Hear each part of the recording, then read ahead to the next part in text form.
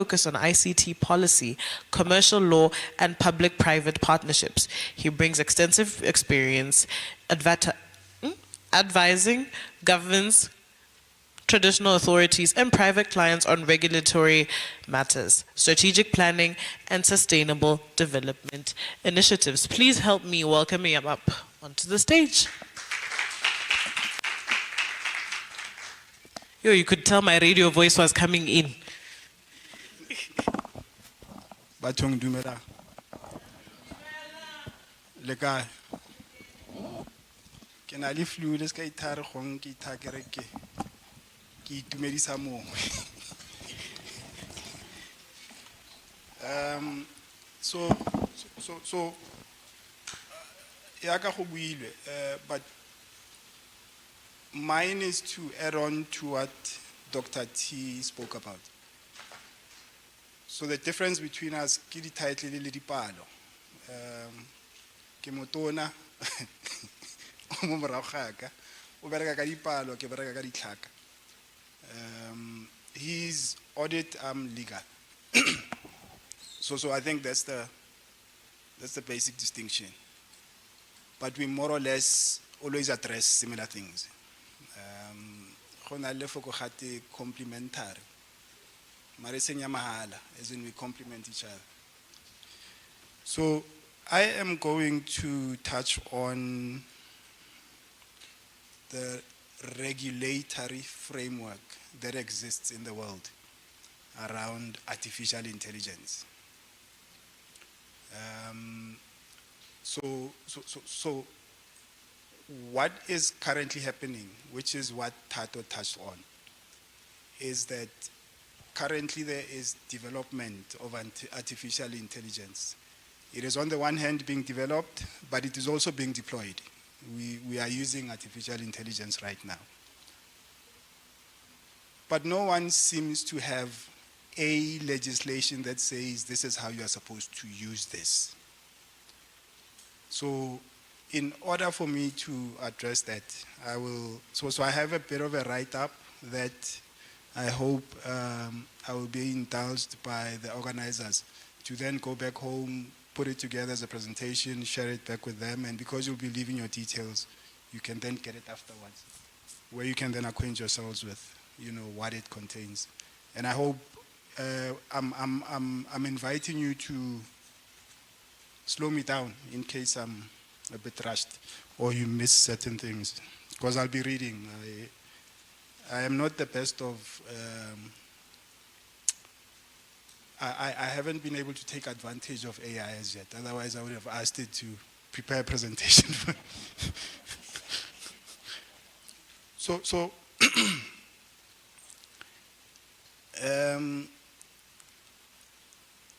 In Dr. T's presentation, he indicated to you that the idea of AI started as far back as in the 1950s.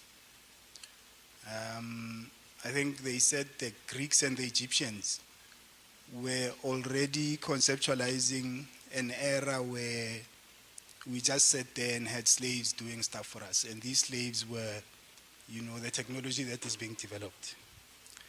So the idea was that we would transfer our knowledge into some machinery, which machinery would then apply that knowledge that we have transferred in our daily lives. And then around 2017, so not forgetting that in the world, we've got developed countries and we've got developing countries. Developed countries are always in the forefront of development. We, as developing countries, are always playing catch up. So around 2017, the developed countries started now engaging on regulations, legal frameworks around artificial intelligence. And the developed countries have grouped themselves together. They've got what you call the European Union.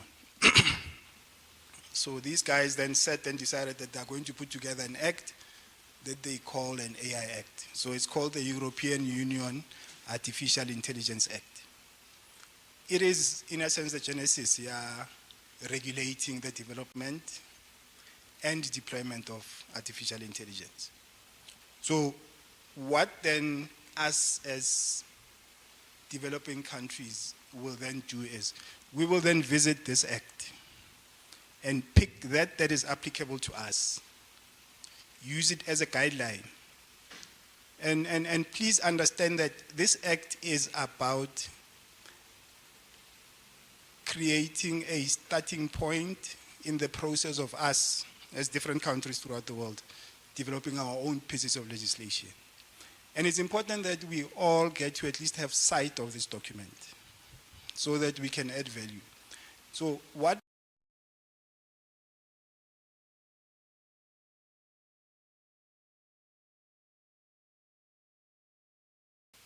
I want you guys to understand that at this very stage where you are now, you are more than capable of influencing any piece of legislation that is presented to you and is said to be going to apply over your lives. So where you are sitting now, you are sitting in a very advantageous position, where in fact you can inform Botswana's direction as far as putting together a piece of legislation that applies or regulates artificial intelligence. Please remember that. Please, please, please, because a lot of the times, at least during my era, when we grew up, we were always taught to, and I hope, well, I understand that is not the case anymore. I mean, I've got children myself, and they sometimes call me bra. So 2017, developing countries started the actual development of regulatory framework. And the European Union Artificial Intelligence Act was proposed in April 2021. And when these developed countries then came together, sat around the table in December 2023, they agreed that what they have is worth enacting. By enacting means signing it off as a piece of legislation. And this was done by the European Union Commission. You guys being avid AI users, it should be easy for you to unpack all these terms that I'm referring to now. So as I said, this act was finally published in the official journal of the European Union in July 2024. So that it is to be used, or it is to serve as a keystone or a primary reference in regulating the development and deployment of AI, firstly in the European Union and around the world. Now,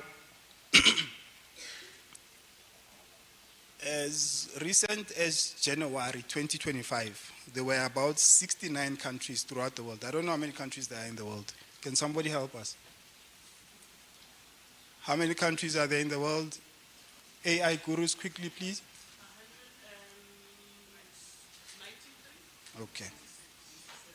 196, 97, 93, which one is it?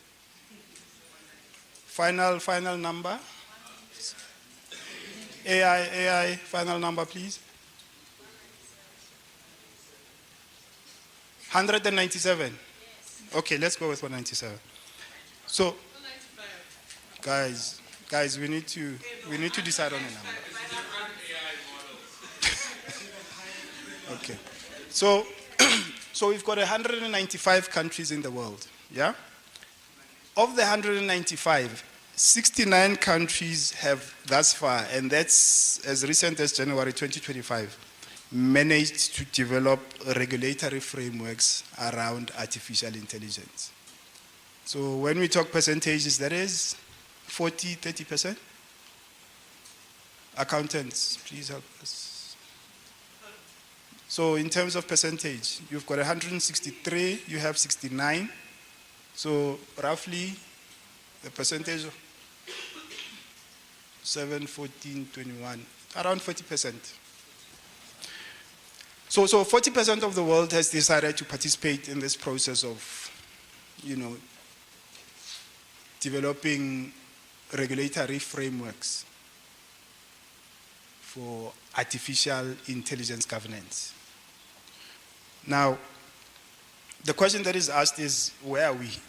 And by we, where are we as Botswana? So I wear two hats. I get to South Africa. South Africa has started to, advance the process of regulating AI. As Tatu has mentioned, we, through the Department of Communications and Digital Technologies, issued a discussion document for consideration by the public. Now, for those of you that have been exposed to the development of molao,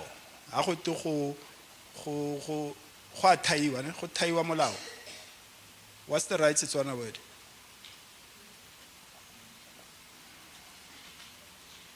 No,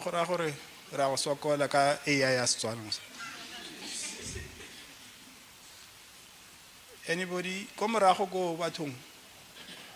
What's the correct Setswana term ya go developer molao?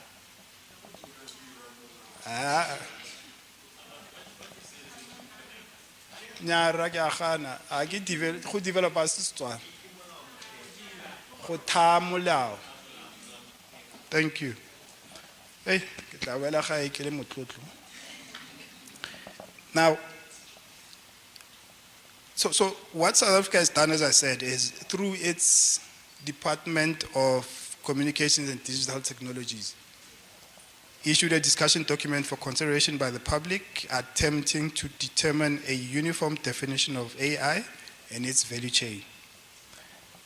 So there is currently a national AI policy framework for South Africa.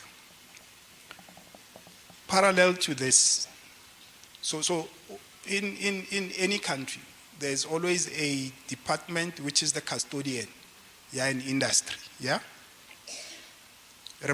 so far. And then there is a regulatory body that is supposed to be independent of the government department, but that's the one that then monitors and enforces compliance. So department batai ba molao batla batha molao balatella the process that is set. So it's a set process to develop a piece of legislation, and then they would then, I suppose, transfer the responsibility. Well, it's the legislator as well. A regulatory body regulates. Ke one tlhokomelang gore ha go tile o ska tsamaya ka 60 mo tseleng e rileng ha o tsamaya ka 60. Ha go tilwe network ya Mascom e fella mo molelwaneng wa South Africa e tlolele ka go South Africa. Ke bone ba tla ba re okay, Mascom a go tune signal ya gago sentle gore ska wela kako. So those are the guys that are then left with the process of engaging the public in soliciting comments, in soliciting views, opinions around a piece of legislation until ultimately re na le se re ka reng ke draft. Ising draft. The draft. So from then on it will follow a set process in ultimately coming up with a piece of legislation, got the white paper, and then finally President signs it off and it becomes law. So, as I said, parallel to the process, a national artificial intelligence policy framework is an attempt to agree on regulating AI-related issues, where in South Africa we are primarily focusing on one, data protection around AI system usage. So, maybe but AI is driven by data.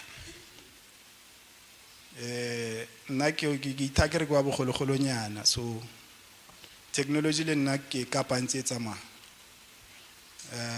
but my understanding of AI is that go na le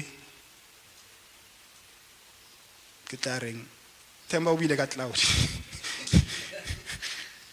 So there's a depository where information is fed, and that then regurgitates that information based on a whole host of applications, technologies, e be di go fa seo se batlang.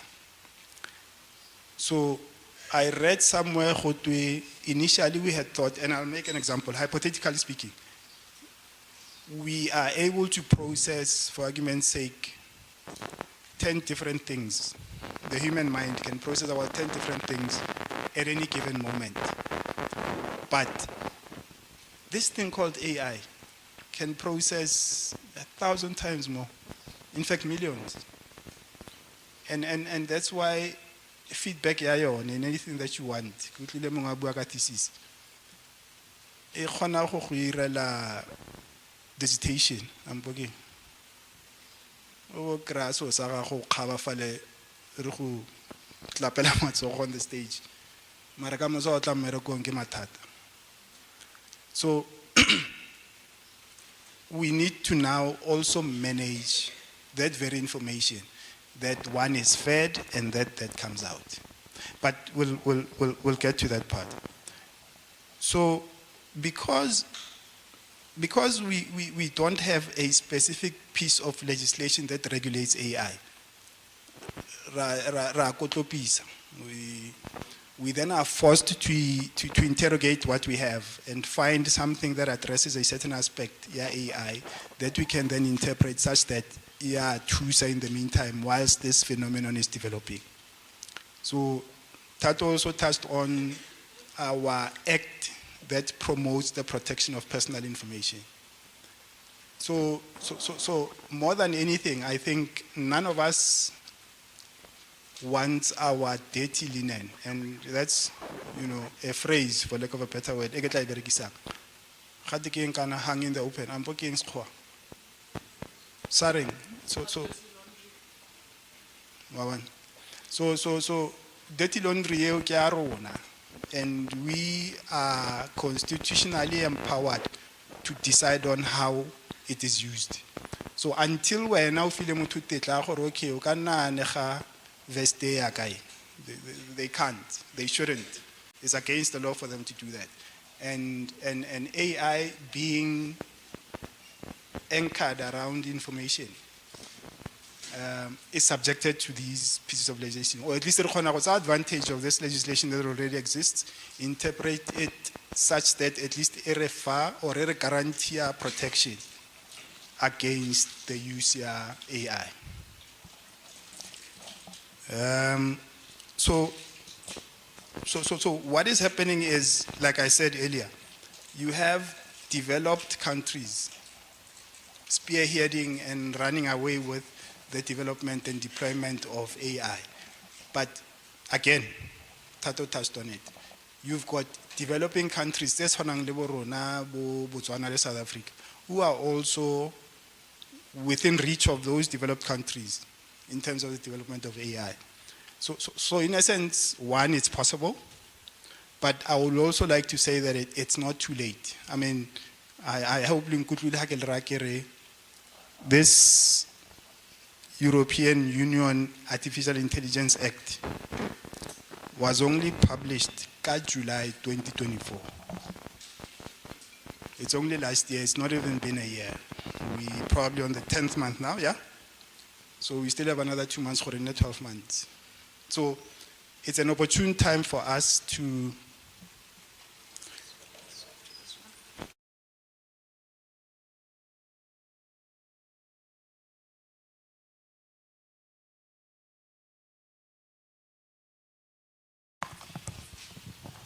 So it's an opportune time for developing countries to get on this bandwagon and start working towards, doing something about AI regulation, because we need to avoid a situation where it's free for all. Like I said, key information. Tato made an example here, the banking sector, where, and I suppose it talked to numbers, not where people sought information that's banking related, and what came out nearly agriculture. So that then obviously would lead to losses. So we can't dilute the importance of correct information. So that if we allow a situation where it's free for all, if we allow a situation free for all, o mongwe o tla ba le ka fa le a itshamekela ka mic wa gagwe le nna ke le ka fa ke re ke a re. It won't work. So primarily now, that's the focus. It's data protection around AI system usage. Existing legislation is leveraged to address these AI-related issues, and like Dr. T had said, you've got the POPI Act, POPIA, and the Consumer Protection Act, as well as the ECA.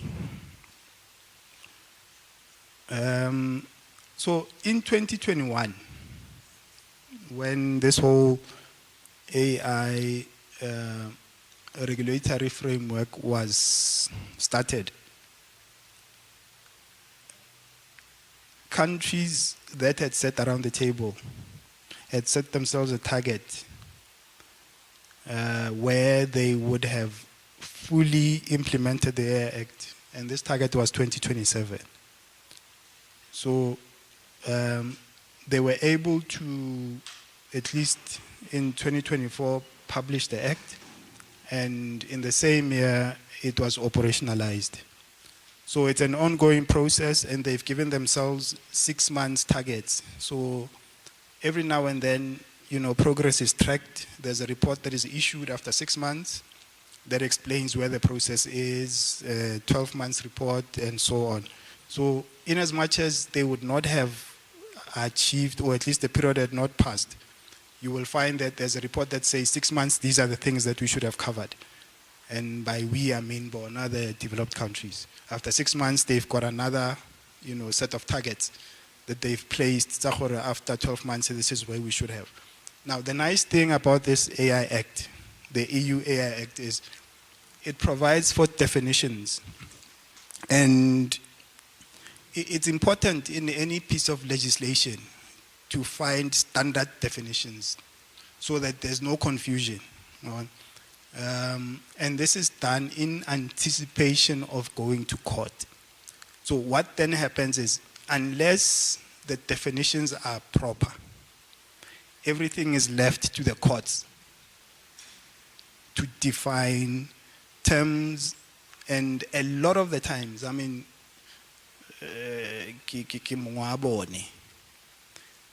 you will find that interpretation of a particular term at times deviates from the actual objective. And imagine an open process that is then brought to its knees by an individual who does not have what I would call a full understanding. I'm sure judge lawyer, you can attest to the fact that in as much as they hold those decisions, powers that allow them to decide on people's lives. You know their limitations, you know the extent AI or interpret any term. Do you know this? I'm still struggling to understand. So it's as simple as that, Now, when it comes to the process to develop regulatory frameworks, it's a very complex exercise because it has to deal with the complex relationship between regulation and innovation. The objective of regulation is to bring about a world where, and in this context, AI, AI and human intelligence can interact. Obviously, they will have to interact in a regulated environment. So that's where then the terms come in, where AI is defined. Thank you to the European Union AI Act. It has provided some definition to some extent, yeah, AI itself, but that definition hinges more on systems as opposed to a definition, yeah, the term AI. So coming back to that definition, it hinges more on the impact that AI has on society or human life and pits that against the risks that we get exposed to the AI. Now, the importance of governance is such that so governance is so important that it's an ongoing battle. But literal interpretation, you know that you've got a problem, you don't have a solution for it, but you manage it. So in a sense, technology, in as much as it's a necessity, it is a problem. And because we don't have the solution, it's at the risk. It's a technology. We have to manage technology by governing it, by regulating it. And technology is forever evolving. Development also happens at a very fast pace. Yet, it is people who are not tech savvy that must come up with the laws that will regulate this technology. So there's always this game, yeah, catch up that happens. So what we do is rona re sotla ga go morago ntse re batla go botsa gore se keng se lona le kwa ebile le tswa ka lebati rona ke gona re nna fatshe. So legislation, development, regulation is reactionary. We first have to understand something. Once we understand it, only then can we manage it, can we regulate for it, can we govern it. So again, it's not late. Developed countries still have time, but that time is now. So they have now where all of us need to dig in and participate in the process of, assisting our governments in regulating artificial intelligence. So what we then need to do is to outline key considerations. And these considerations have to be outlined acknowledging the importance of a tailored approach in developing a robust regulatory framework that addresses AI's unique challenges and opportunities. So like I said, there's that fast pace development technology. Now, AI, it's a no-brainer. AI is poised to reshape economies and societies. And developing countries are nicely positioned to take advantage and take charge in AI development. We see, I think Dr. T mentioned a few countries. I think he mentioned Rwanda. There's Israel. There's China, there's India, and there's Kenya. So those are classified developing countries, and they are there. They are up there with developed countries. And like I said, it's possible, it's doable.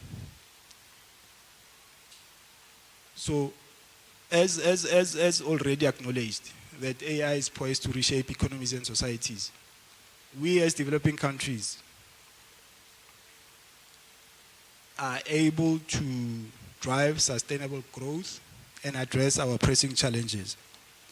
Now, our problems and challenges are different to those of developed countries. I mean, we are faced with limited resources. There's non-existent, substandard or dilapidated infrastructure, as well as limited talent, or there's a skills vacuum.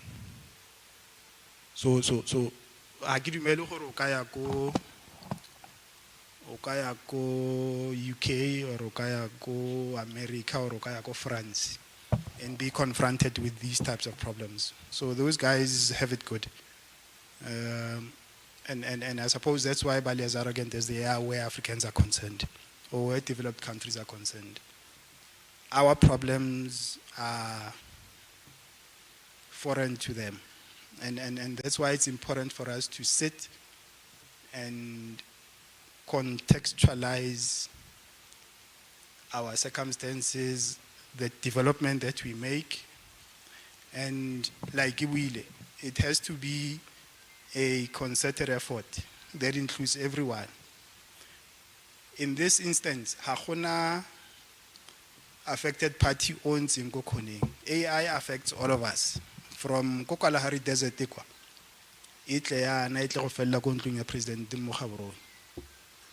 So everyone is a stakeholder where the development of AI regulatory framework is concerned. But young public participation processes, balang. Lona le itumela ka gore le khona gore le re AI le re direle so seo AI khona le summarize etsa any document e tlang a le fe key points, you inform yourselves, you do a bit more research, you understand it fully, and you can even ask AI to tell you ideally how that thing should be shaped. What is an ideal position ultimately for a developing country? And I'm sure AI will tell you that. So in a sense, we are to avoid copying developed countries' regulatory frameworks. They will not work for us. And it has been proven over the years. And we found that it didn't help us in any way. In fact, it stifled progress. We didn't understand it. So the ask is for us to tailor make our own, and in tailor making our own regulatory framework. One, like I said, contextualization. We start by obtaining a comprehensive understanding of our circumstances so that, we contextualize the development. We need to recognize our unique needs and develop our priorities and determine the order or preference or importance thereof. So, when you are busy with molao,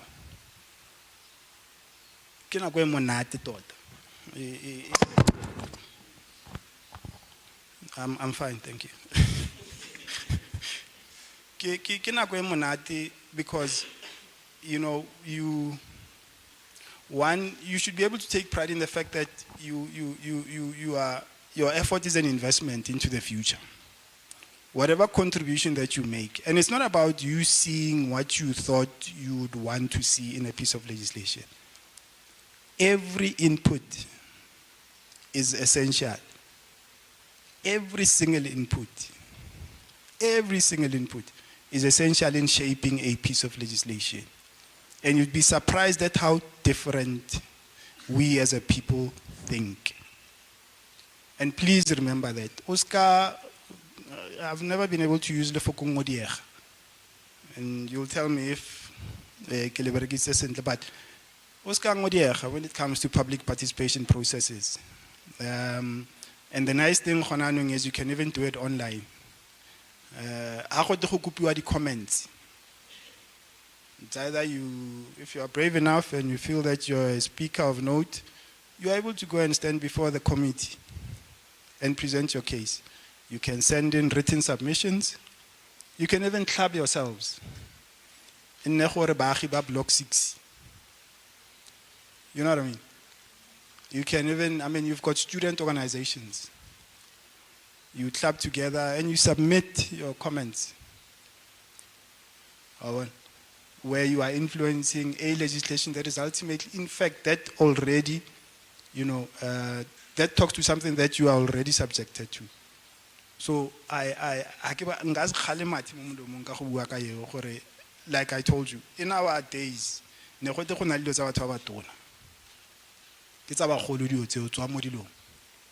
with you guys it's different. Okay, the bulk of you. Ke bona ekare ke na le bo bankane mo certain sectors. But it's important that you guys participate in these things as early as now. In fact, ke le ona ba tshwantseng le lead the process ya go regulate AI, because you understand it better than we do. It's for you guys to feed us so that we are able to then reflect that we've been fed by lona but we fully understand this thing. So after contextualizing the development, recognizing our unique needs and prioritizing them, go ya ka rona. Like I said, matata ko Europe le matata rona mo Southern Africa mo SADC are totally different. So gong bone ba ka nna ba re no ba batla connectivity ya 1 terabyte a second. Rona re batla connection. Batla speed, rona sampan re batla connection, sampan re batla infrastructure. So it's for us to then decide what is our priority from number 1 up to whatever number. Okay, this is of the highest importance, followed by this, followed by this, followed by this. We are also supposed to acknowledge or realize the evolving or fluid nature of technological development. So, Dr. T mentioned so something AI similar to bogologolo. Ke go paleng correcting. Kita kere Siri ke AI. Yeah? And how long have you been using Siri? It's been years. But in our discussions, around the table in the morning, we came to one conclusion. The reason why this needs to be regulated now and why it's a buzz is because of its proliferation. It's the extent of the development. It's the fact that it now touches everyone's life. So for us to still wait,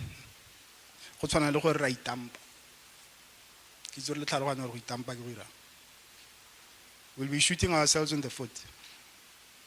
And we can't afford that. An abundance or anything these days. Okay, the one abundant thing is and I think through AI,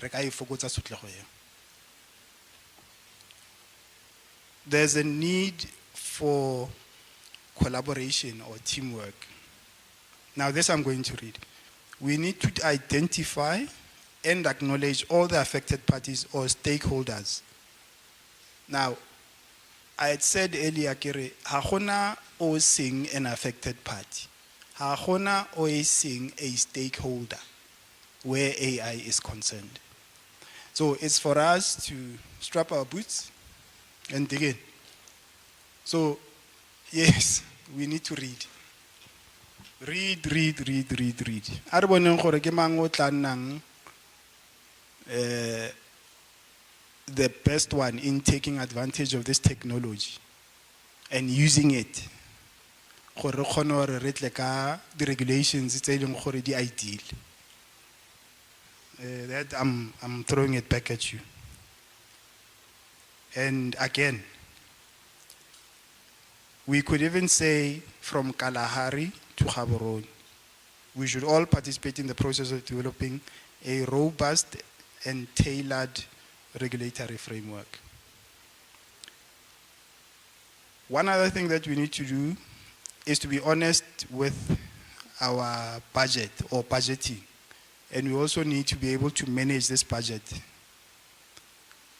because we understand the extent of the process and determine, it's important for us to determine a balancing act that is of the limited resources versus the need for regulation.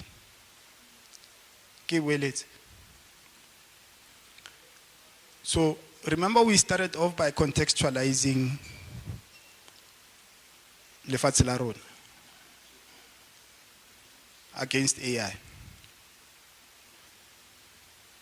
We understand what AI is, we understand its benefits, we understand the risk that it comes with. Now, once we've identified our issues, we really prioritize in an order that we prefer. Once we have done that, we need to then ask ourselves, how much is it going to cost us to get to a point where we have a regulatory framework that can be monitored and enforced? Yeah? So, budget EO, this is going to do this and this is what it must achieve for us. And we can only make sure that we get maximum value out of that budget if we manage it correctly. So you guys need to be in the forefront of that. You need to be calling out people the minute a process, the minute there's an overspent on an item, on a line item, R2 you guys need to stand up. You need to call out people, literally call them out. The process needs to be transparent. People that are being tasked with the responsibility to implement need to account. And that's the nice thing, Yamulao. But what usually happens is we wait for things to happen and we react when the time when we were given an opportunity to participate in the very process, in fact, inform it, own it, we stood back. Again, please, people, participate as early as possible in these things. I mean, even Luna, the Canala Seta Genesis, you could even initiate this thing for an Iraqat. Now, developing and deploying a regulatory framework that is informed by ethics, that upholds or promotes human rights. La hopla sampan really fokaya ker. Or gibile tata ibile relatile. So remember, I said that I was listing the points that will inform our process, how to develop a regulatory framework. Yeah? How contextualize. Yeah? We understand our circumstances, we set priorities. We list those priorities in our order of preference. We acknowledge the evolving nature, development of technology, so that even the regulatory framework that we put up should be fluid, because the landscape also changes every now and then. We need collaboration or teamwork. We are not leaving anyone out. Like Gibile, Kalahari, Khabro. Budget. From setting up the budget or putting together the budget to managing it, like our lives depend on it. And lastly, in all of this, in this regulatory framework that we are developing, we should be informed by ethics. So what we want to ensure molao o tla beng o govern AI usage or ethical. So it is expected of anyone who berekisang AI to use it in an ethical manner and acknowledging and upholding our human rights. I've got a right to dignity. I would not control like AI, in a sense. Now, what is a tailored, robust regulatory framework? In our context, it is important that we also contextualize that definition. Yeah? In order to realize the objectives that inform the development of a tailored, robust regulatory framework, it is important that we are able to apply it in that we are able to monitor and enforce compliance. Therefore, this robust, tailored regulatory framework must address the following. So this regulatory framework must be precise, or it must be informed by precise or clear guidelines of data governance. Yeah? Now, data governance includes managing information, and information management includes collection, storage, and usage. Yeah? All this hinge on privacy and security. So the technician is what do you call IT technicians or IT engineers. So I know I'm digressing, but please understand this. AI, in its true intent, is not going to take away anyone's job. Can enhancer. I think I heard that word earlier today. So AI simplifies things, however, we still are burdened with the hard work. You are not going to say, AI, give me this, and believe it. You must also understand that AI is giving you. So I got to the extra listening. Ke tseo ka AI re tla save ba ntse ba ja tšhelete ka gore ke di tutor a ne ba bereka 8 hours ka re ba tla bereka hour. So that's AI. Again, ethical development and deployment.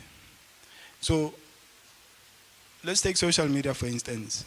We've got so-called influencers. Yeah? We've heard of a term, something broke the internet. Or somebody was a trend. Now, a lot of the times, all these things have no ethics attached to them. We are excited by non-ethical things lately as a race, where it's either something that is indecent, it's something that is inhumane, it's something that's cruel. Will generate an interest amongst us. Those are the things that go viral.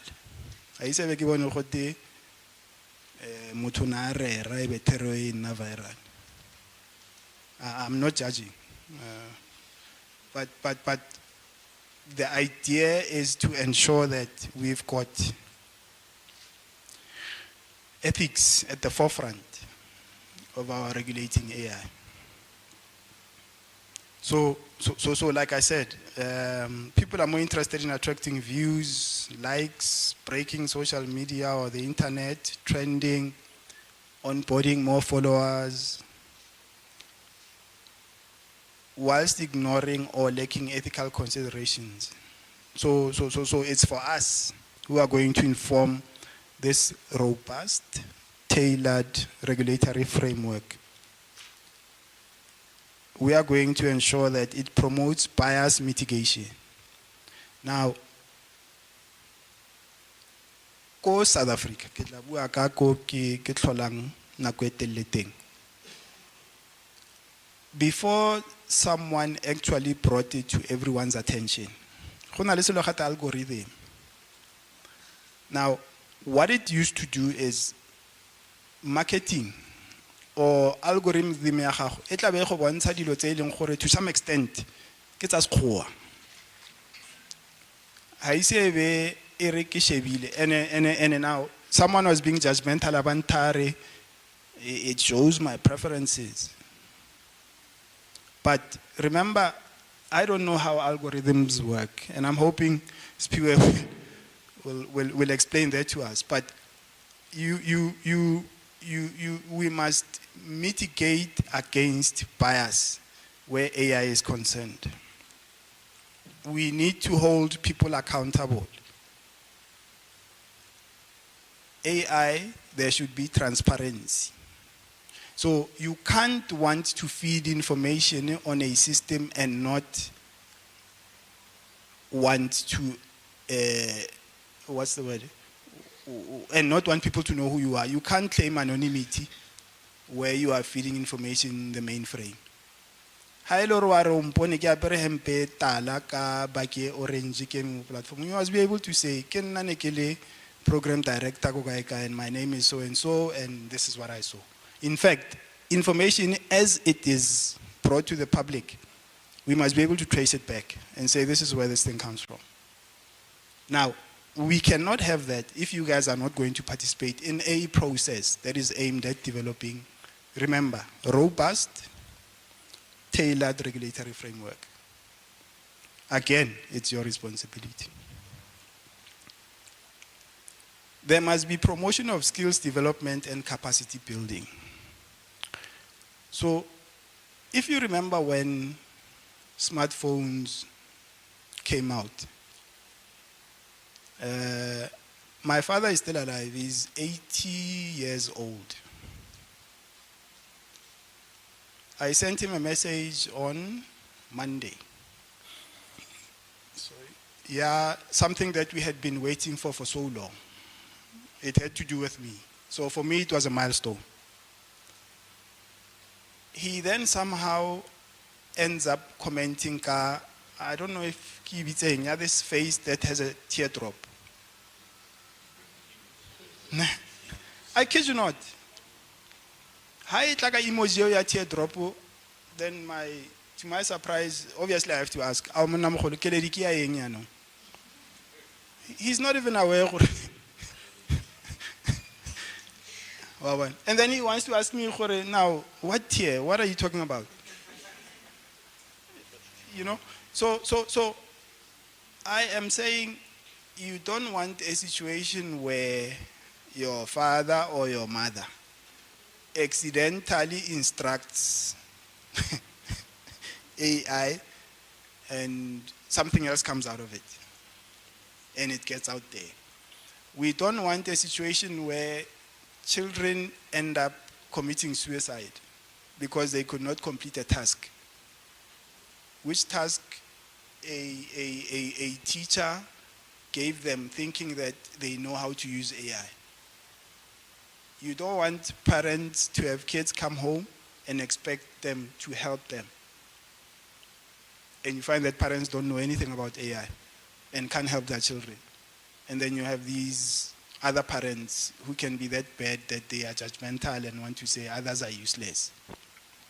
You don't want employees going to work and faced with scenarios where AI could have made their lives easier and they are not able to do that. You don't want a situation where you've got people in the health sector having emergencies, and had they been exposed to AI would have saved their life, and they can't. You don't want a situation where a security personnel would have saved lives by being exposed to AI and being able to use it effectively. But remember, ethically, transparently, and still be able to account. So those are some of the key things that come with the process of developing and deploying AI. Those are the processes that we need to, those are the principles that we need to always remember in developing, remember, a robust, tailored regulatory framework. We must guarantee capacity and availability of the necessary infrastructure. I hope I am planting a seed. Ha ke batla hore ha ke le ko king motho o gaufi le Kalahari Desert. Anybody? Mara, I thought you guys were AI gurus. Okay, AI, Kalahari Desert. Nah? I am sure that we've got villages that are so far flung that there's no connectivity. Two, even whilst in Gaborone, there are times when you drop calls. There are times when you lose connectivity. Yeah? Now, if we are going to take advantage of AI, we need to sort out all those shortcomings. We need to make sure that there's capacity. We need to make sure that our infrastructure is laid out and it's maintained. That is very important if we are to take up this opportunity that has presented itself to us. So we must ensure that there is internet access, there's cloud computing resources. Okay, Dr. G. And there are data centers. Can that be the buzzword? Data centers. So data center, nakele motswana kare ke information library, ke information safe. We need those, and that's where, we go for purposes of informing a budget that will be used for these things. Collaboration and partnerships so that we adopt certain aspects of triple P models. Dr. T mentioned it earlier. So, what is a triple P? The acronym stands for public-private partnerships. So a layman's definition, a triple P is, government has a responsibility, it outsources it, but it retains the responsibility, that responsibility. So government remains accountable. So government is one side. Government abare, how is it, Kimang Lina? Babuluki. So government then says, tshwantse re age tsela e tswang kae ko GUST ya ko tropo. Babuluki re kopa re agele tsela e le berekisa madi a gago. Mara, there's a way that you will be paid for that. How you are getting paid for that is o charge batho ba batlo go berekisa tsela e. So government e be gore you build this road and you manage it, maintain it for a set period. That is called a concession. No, in fact, let me make another example. Government in a little yeah, we have come to understand that tourism is an industry. There are many things that can be done at a farm, at least in Dipologolo. Hunting, game viewing, you can build lodges, and. You can even put up a casino, that's why you can bowl. Now, Babuluki then goes to government, but you have a responsibility to create jobs, you have a responsibility to transfer skills, train people, you have a responsibility to develop an economy. Babuluki then says, I know, ki takere, ki bidise jackpoto, hanekile ko, katike ngotele na casino, or more vanilla. Now, I've got enough money that I can use to develop this place. In the little hotels, and realize all these objectives of government. I get American government is to enable economic development.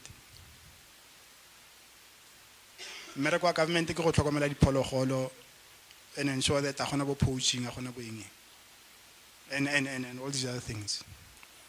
Now, you then, Babuluki, take over that responsibility of government. So, occupy concession asset of government, which is that land. For government was initially supposed to actually do that. And it can even be clinic or hospital. Government has to maintain. When the doctor, the pharmacist, the specialist, and you club yourselves together and say, okay, government will take over this hospital for you. You then run this hospital, government over concession, it can be anything between 15 and 25 years. So, Baba Tolang Baya Gauteng, the Tolalu Tlaka Gautrain, you know. So that is an example of triple P that is working. So a private party came up and said, this is what we'll do for you, so it's either government will subsidize the fees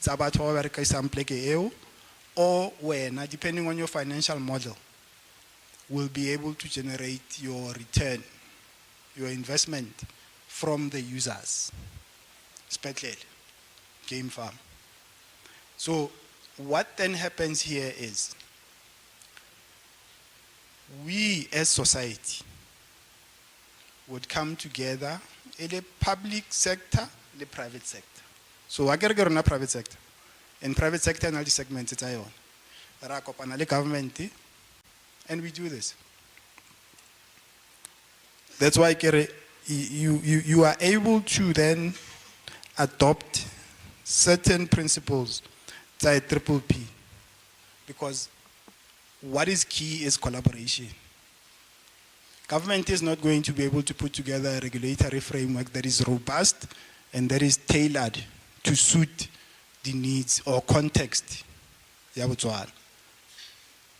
It is through teamwork, collaboration, from Kalahari to Gaborone, that you will realize a tailored, robust regulatory framework that then regulates the development and deployment of artificial intelligence. So, again, whatever efforts that you put into this are an investment for the future. It is important that we appreciate the transformative nature of artificial intelligence, and we must lock it. We need to embrace a tailored, inclusive, and flexible approach. We must, in the process, mitigate its risks whilst ensuring that it serves every Motswana's needs. Botswana, you have an opportunity to create an AI future that is beneficial, equitable, and sustainable for Botswana botlhe hela. Ke a leboga.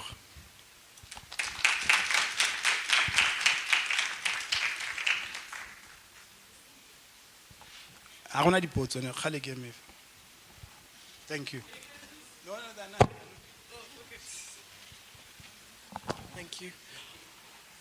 All right, can we give him another round of applause, please? Clearly you were saying the right things. I think that was the loudest one we've had today. I think you can already see on the projector that our next speaker is Mr. Letlokonolo Marumolwa. Did I say that right? Marumolwa. Okay, you had a hand up? What's up? You have a question for him?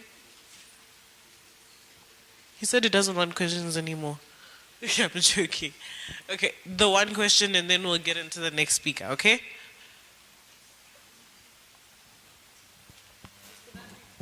There's a question. Okay. Good afternoon. Okay. Thank you for that speech and presentation, Mr. Matthews. I wanted to ask, right, as an ICT policy advisor, I believe you speak on issues of like legislative reform around AI governance, right? Being that AI goes from like data collection and to like storage and all that. And then you also spoke of how like it could be governed, but honestly speaking, if you had to advise, to what extent do you think we can regulate, like government can go to regulate AI? I think to add a bit of context to the question, seeing how, I'll use the US, right, during the election, how there was a problem with certain AI companies withdrawing certain information from their platforms, also in an era where we're facing anti-intellectualism, where people depend on AI for information. To what extent do you think government can regulate such instances?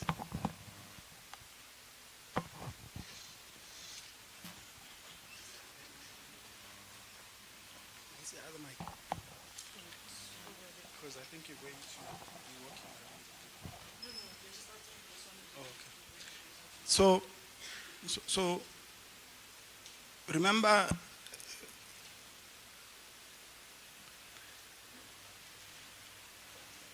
key aspects of developing and deploying AI, developing tailored, robust regulatory framework is around the protection of information. There should be accountability, transparency, so that it's not about stopping people. It's about managing people. So what government needs to do, right, is to develop a governance or regulatory framework that is ethical and protects human rights. You cannot then not know what you need to have in your framework if you are then going to develop a framework that addresses those issues. So the minute you would want to post anything that is false, that is defamatory, you know that there will be consequences. Like I said, it's always a reactionary approach. Even if we know that the speeding limit here is 60 kilometers per hour, you still find some of us drive at 180 kilometers per hour. Even if you are told that you cannot post anything that's defamatory, and there are going to be those that do that. Now, you then have people that own the platform that allows you to post stuff. Those are the people that will have to make sure that they know who is posting stuff. So we should be able to say, okay, Nalimo networking ya Mascom. And then go to Mascom and say, okay, number ek ya khama, email address ek ya khama. Yeah? So it's that aspect, but also allowing the very mobile operators.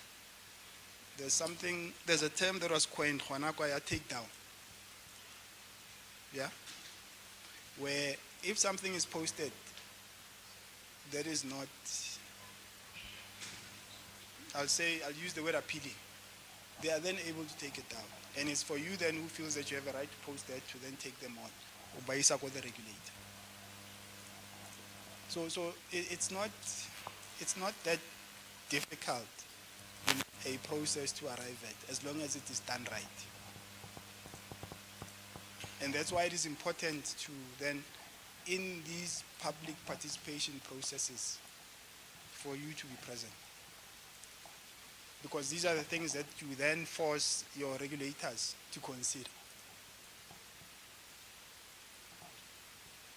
We don't have outreach programs that are similar to outreach programs that are being implemented in your developed countries. So that's another thing.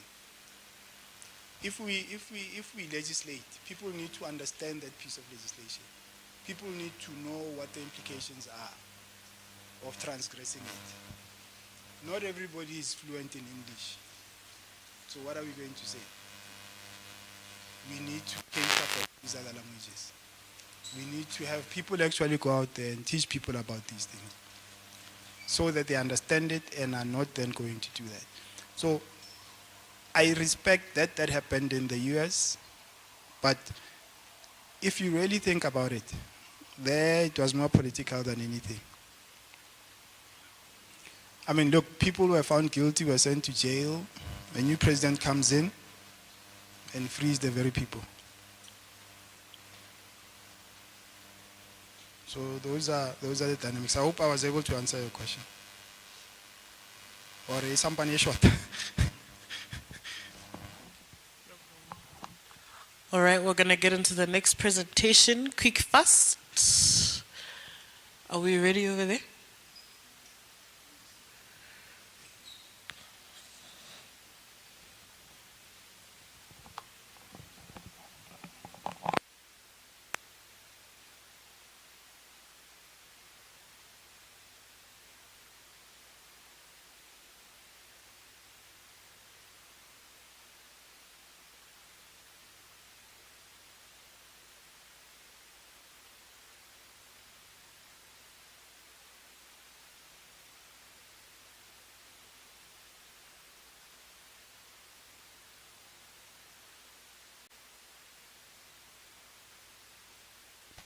Please stand by for our technical difficulties. We will be with you shortly.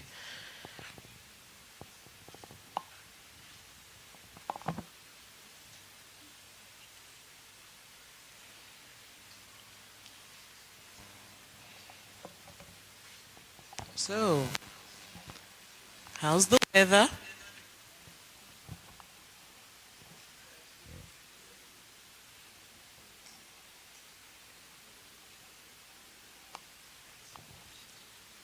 What do you guys think we're having for lunch? I feel like there'll be rice somewhere in there. I really hope there's pork somewhere in there for lunch.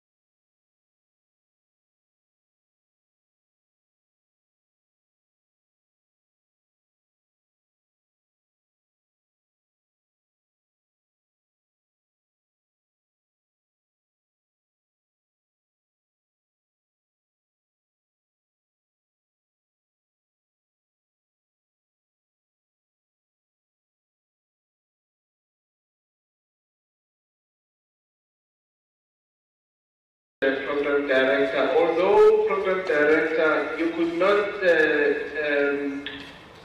not say Magumulwa. And of all these people that crossed the border to come to that event, I should be the one that you should know because they want to go good hope. And people in Barong pharmacies, they hear that the snake could not be pronounced in Kababone. They'll be very sad. Even those that are also related to, on the paternal side, in Mubiwa, I would have really loved to be in this event in person. But thank you very, very much, Program Director, for a very insightful and exciting program.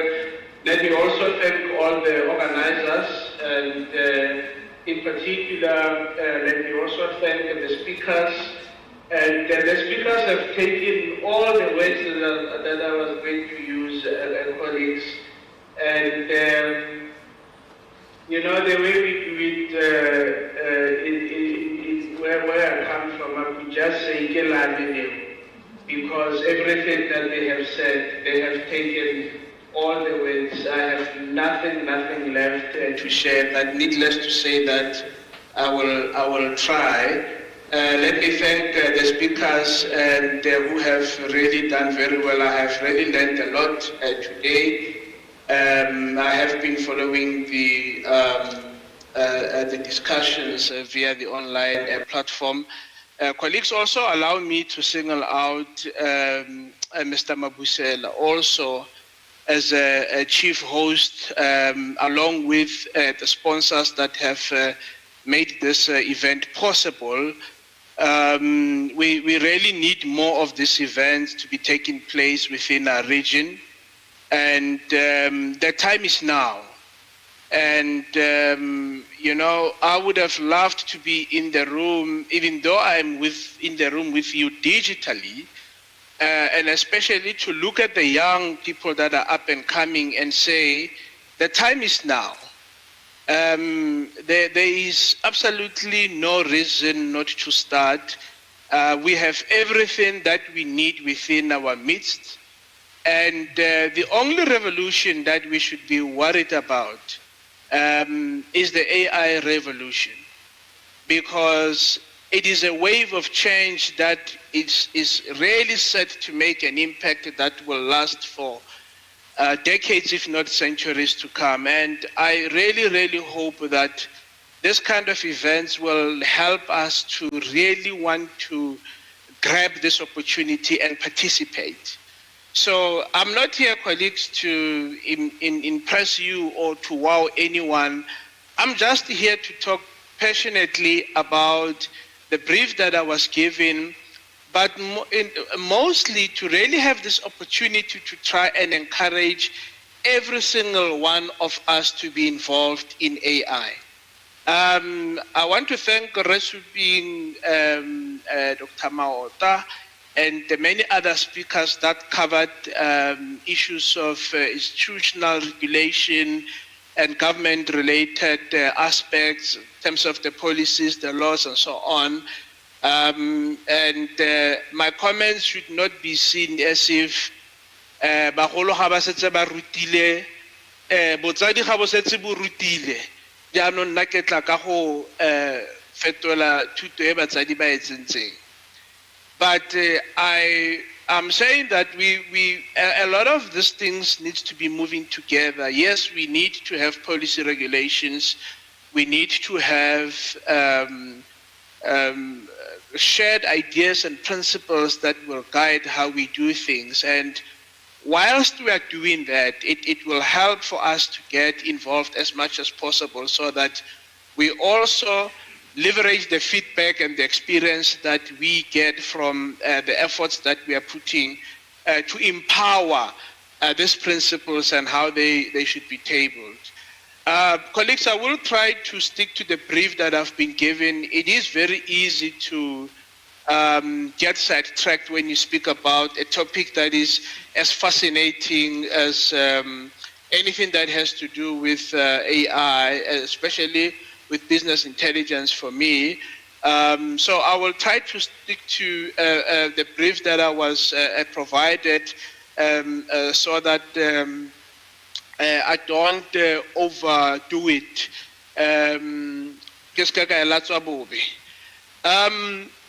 My background, colleagues, and I feel that the background is always important because it helps one to contextualize where the speaker is coming from, and ideas may not always be quite, relatable, but you really only and you can only really speak on the basis of what your experience has been. So I come from a tech background, predominantly within the higher education space over the long period of time. That's where predominantly myself and Dr. Mawota found each other. And I am very fortunate to have had the opportunity to lead implementation of some of the most successful initiatives that have come out of the sector in the country. Recently,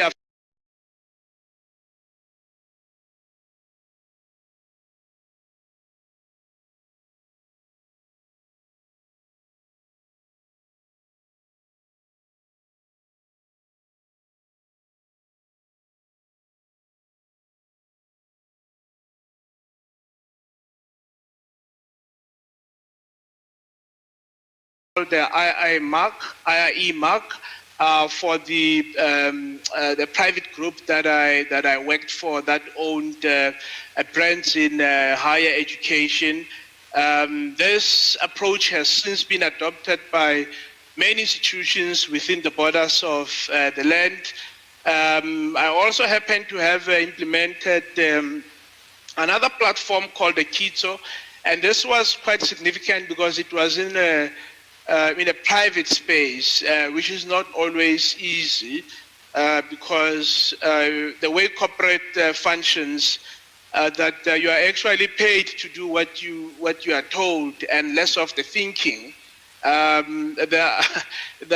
the saying goes, there are no woke people in corporate. Corporate prefers things that have been tried and tested, and very little they would entertain ideas that are out of the norm, lest if research and development units would have been placed to perform that role.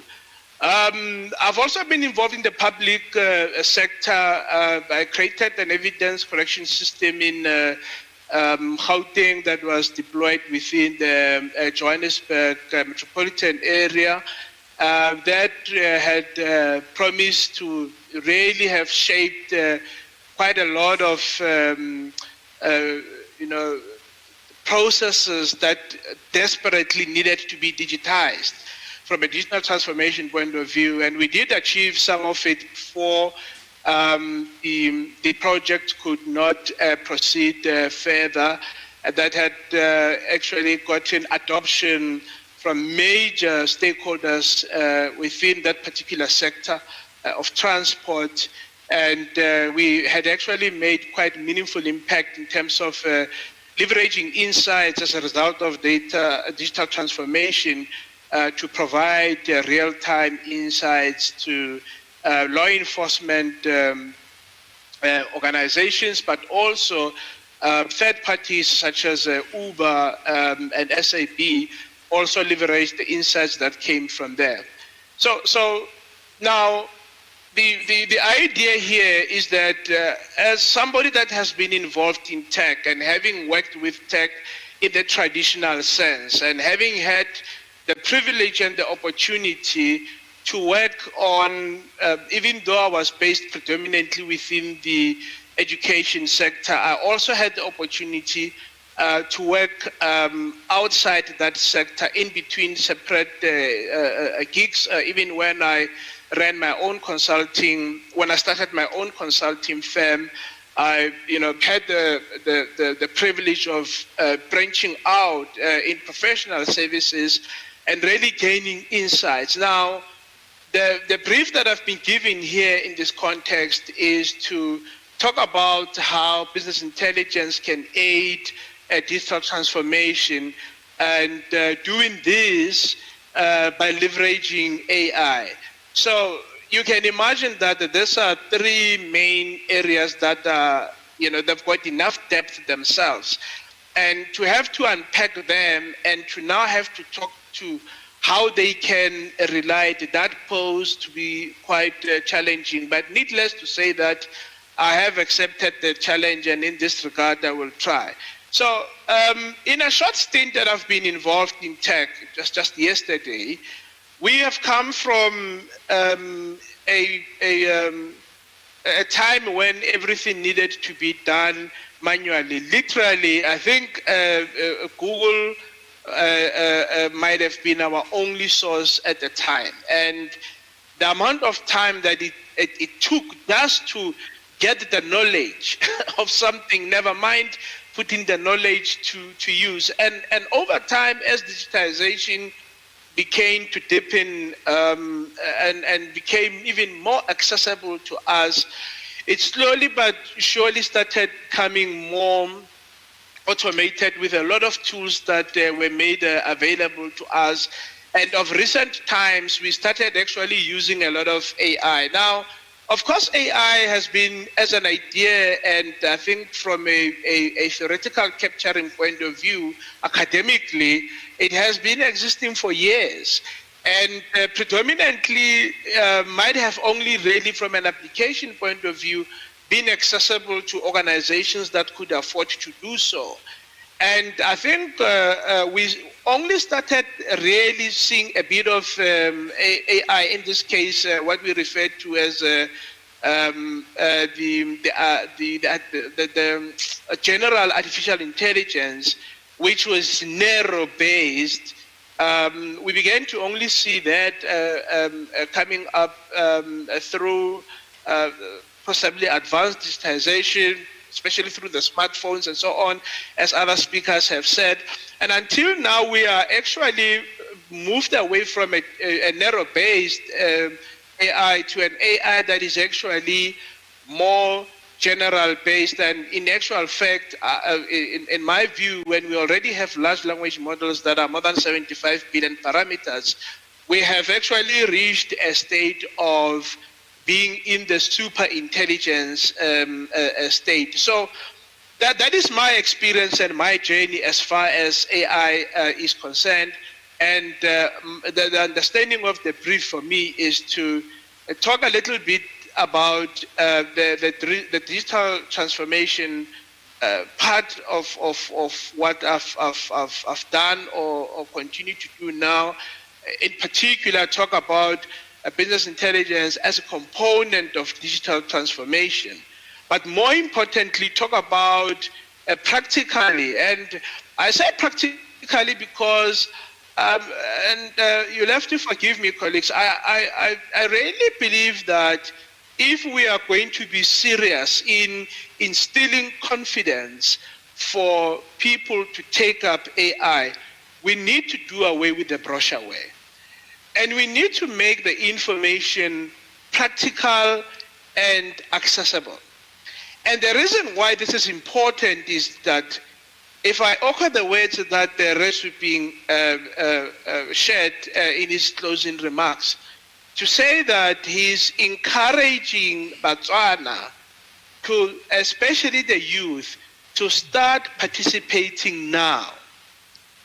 There are matters of resources that will always be an issue that cannot be avoided, but there's always a place to start. And I guess I'll provide some ideas or some experience in how one could potentially leverage AI. Now, if you think about it, AI can be also leveraged.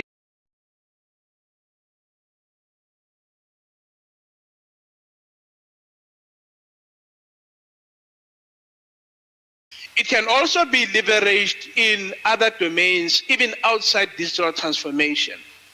What is happening now is that we are seeing a high uptake of people who has absolutely no tech background and taking up AI, especially at an application level, learning the AI tools and services that are accessible.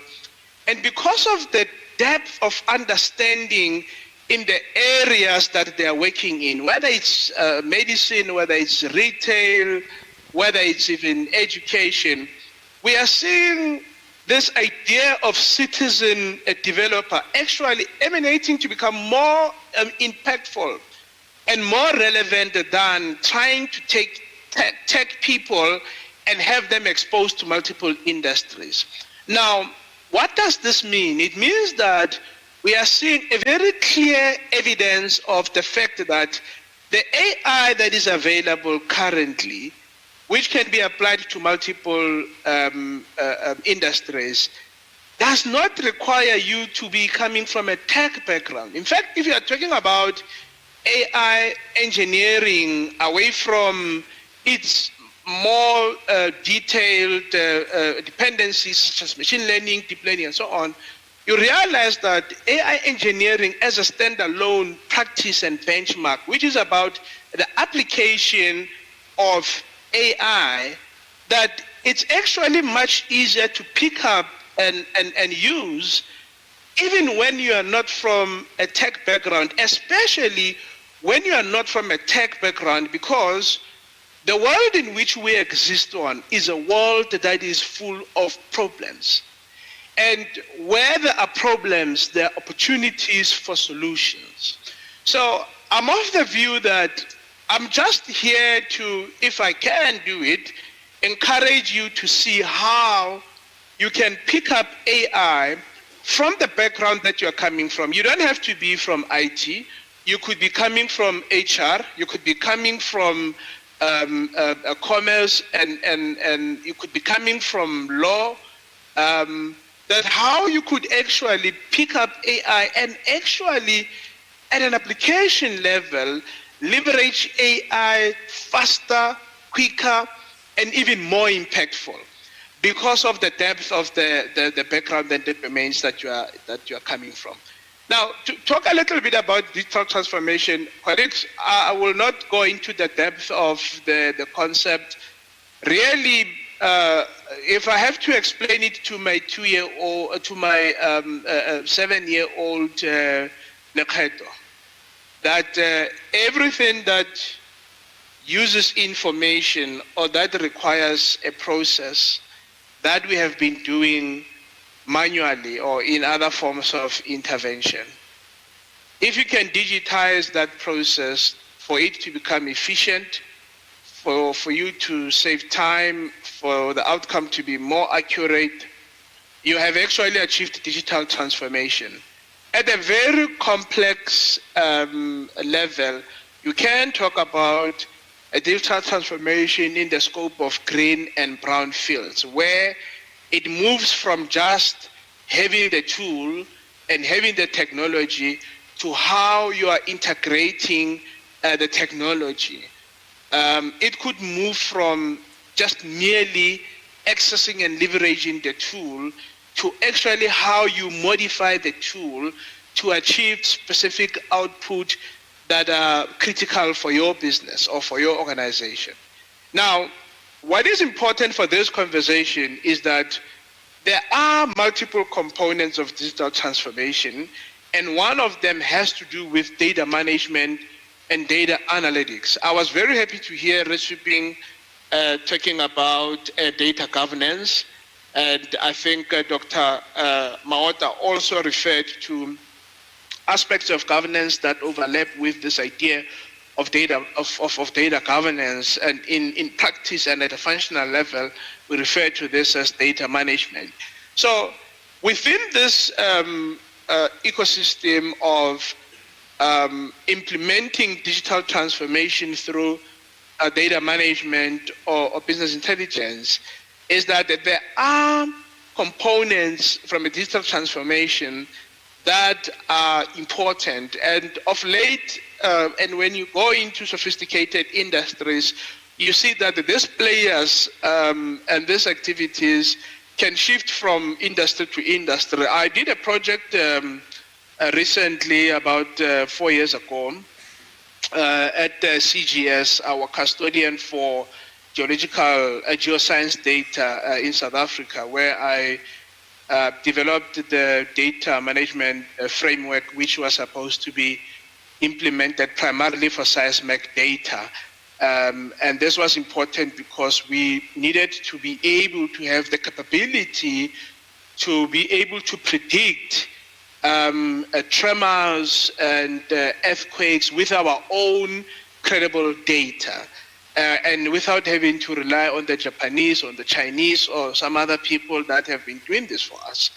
So that was a significant big data environment with about a minimum 15 terabytes of data generated daily.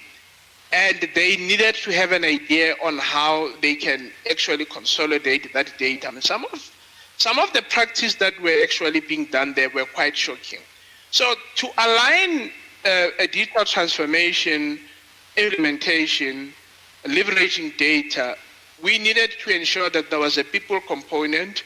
We needed to ensure that there was a process component. We needed to ensure that there's a technology component. Of course, with the three alone, with data coming much later, this is a framework that has been quite popular and have been leveraged for decades. But that implementation required us to digitize the process and ensure that the actors understood how the processes were being adapted, at what point were they going to be involved in the process, and so forth, all because we needed to get data that was clean, that was dependable, and data that we could actually leverage for decision making. Now, if we are then talking about business intelligence to empower this idea of digital transformation, you will realize, colleagues, that I can almost every organization that I have worked with who says they want to do a digital transformation, the first thing that they ask you to do when you get there is to look at the data platforms. And the reason why they do that, I understand it completely, and for the most part, I do agree, is that if you want quick turnarounds, data is actually a low-hanging fruit. Analytics, anything that is within this particular value chain, it's low-hanging fruit. So they will call you and they will ask you to start looking at the data immediately as a component of digital transformation. And data now becomes the stepping stone for bigger and larger digital transformation programs. So business intelligence, therefore, is an important practice in this regard, because if you are going to be working with data, you need to collect that data accurately. You need to have that data processed accurately in terms of transformation and so on. You need to have that data analyzed thoroughly. And you need to ensure that there are processes that pertains to what are the outcomes that you are going to get from that data. So for instance, by the way, business intelligence, the analytics is not the only default output of business intelligence. Sometimes the output of business intelligence could be for the purpose of regulatories. If in SA we have a regulatory requirement that requires you to submit data as a blueprint of your organization, especially in the higher education sector, where that information is partly used to calculate the subsidies that can be made available to your institution. It's a fairly compact and comprehensive program. Now, in other words, it means that the result of business intelligence may be analytics for consumption, or it may be for other uses. Now, of course, analytics being one of the number one reason why people do business intelligence is because they want to have a report or a fancy dashboard or some other forms of information product that can provide insights. So business intelligence, therefore, is that process. I never take for granted giving context into basic concepts, because we sometimes, colleagues, those of us that have access to the internet, that have had the privilege of attending university, we sometimes think that these things are common sense to everyone, and they are not. You will be shocked just how many people, even in the room, would have not. There's so many things that are happening. It's almost impossible to keep track of everything. So I wanted to just share that as an idea, as a concept, so that there's appreciation of when we refer to business intelligence, what we mean. And all of this work, by the way, we've been doing it manually without AI, not in the context of AI as and how we practice it now. We have been going into the databases, opening the database manually, going through 1,000 tables in a database, looking at the attributes manually, looking at the attributes of the object, trying to determine the relationship, using all sorts of tools, profilers and so on, to understand the quality of the data. All of these things requires a lot of manual labor that has to be put in place in order for you to come out of the process with the view that you have actually done something meaningful. Now, what I'm here to try and provide is, what are the possibilities, as per the brief, what are the possibilities of, at what point of each of this step do we leverage AI now? What kind of AI can we leverage, and what can we get from that particular output? And to also put it into context, the people that are involved in BI in your organizations or with institutions that you are affiliated to, they've got the responsibility of ensuring that multiple systems that are installed to make sure that the organization can transact and perform its transactions, that all of that data is identified and it's consolidated into some central repository and analyzed and made available for reporting. Sometimes they go all the way to actually creating the actual reports. So that is, in a very simple context, without really being technical, this is what you can refer to as business intelligence, more or less. Now, the question is, you are sitting there and you think about the work that you have to the work that you have to do manually. There must be a process that might be similar to what I've just unpacked here, that you also follow. In order for you to get annual reports finalized, you go through a process. In order for you to get a research report, if you are still studying, you go through a process. Now, the reality is that in each of these process phases, there are things that have to be done manually. Now, I really prefer to engage about these issues on a practical basis. The simple question is, how many of these things can AI assist you to do at a very minimal level? And what kind of AI can assist you to do what exactly? And that you can now imagine that as it can be transferable into your own spaces. So think about the BI, but in this case, the BI for you may be any other process that requires some form of interventions to make it more efficient and so on. So we therefore, with that having been said, can of course narrate very clearly and qualify BI as an aspect of digital transformation. There are these benefits amongst many that will then emanate from this process called business intelligence that makes it to be a component of digital transformation because of these digital capabilities that it makes possible for users to consume. That is just really for information, and of course these things are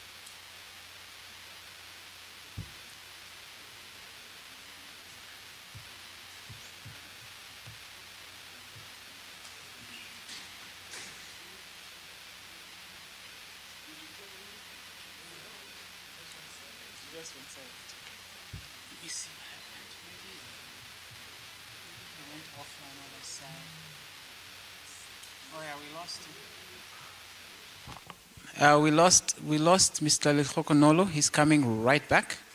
So let's give it a few seconds.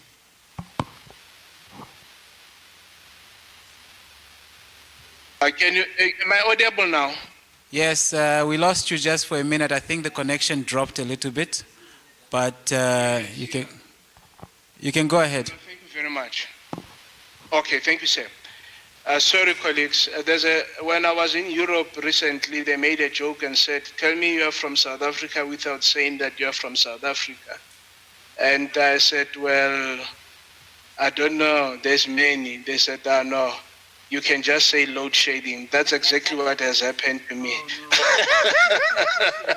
My sincere apologies, colleagues. I will try to be faster so that nothing else stops me. Can you see my screen? Is my screen visible? Yes, we can see your screen. Okay. No, thank you very much. Now I'm moving to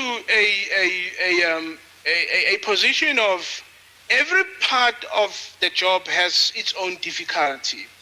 And often the difficulty is what leads us to end up having to come up with ideas that are brilliant, that are out of this world. And as far as business intelligence is concerned, one of the major challenges that has actually led to us moving into a space where we need to look at things like AI.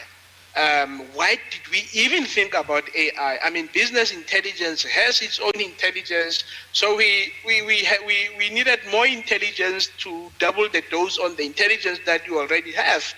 And the fact of the matter is that when you look at the business intelligence maturity model, and I'm sure many people in the room have seen this kind of diagram before, that the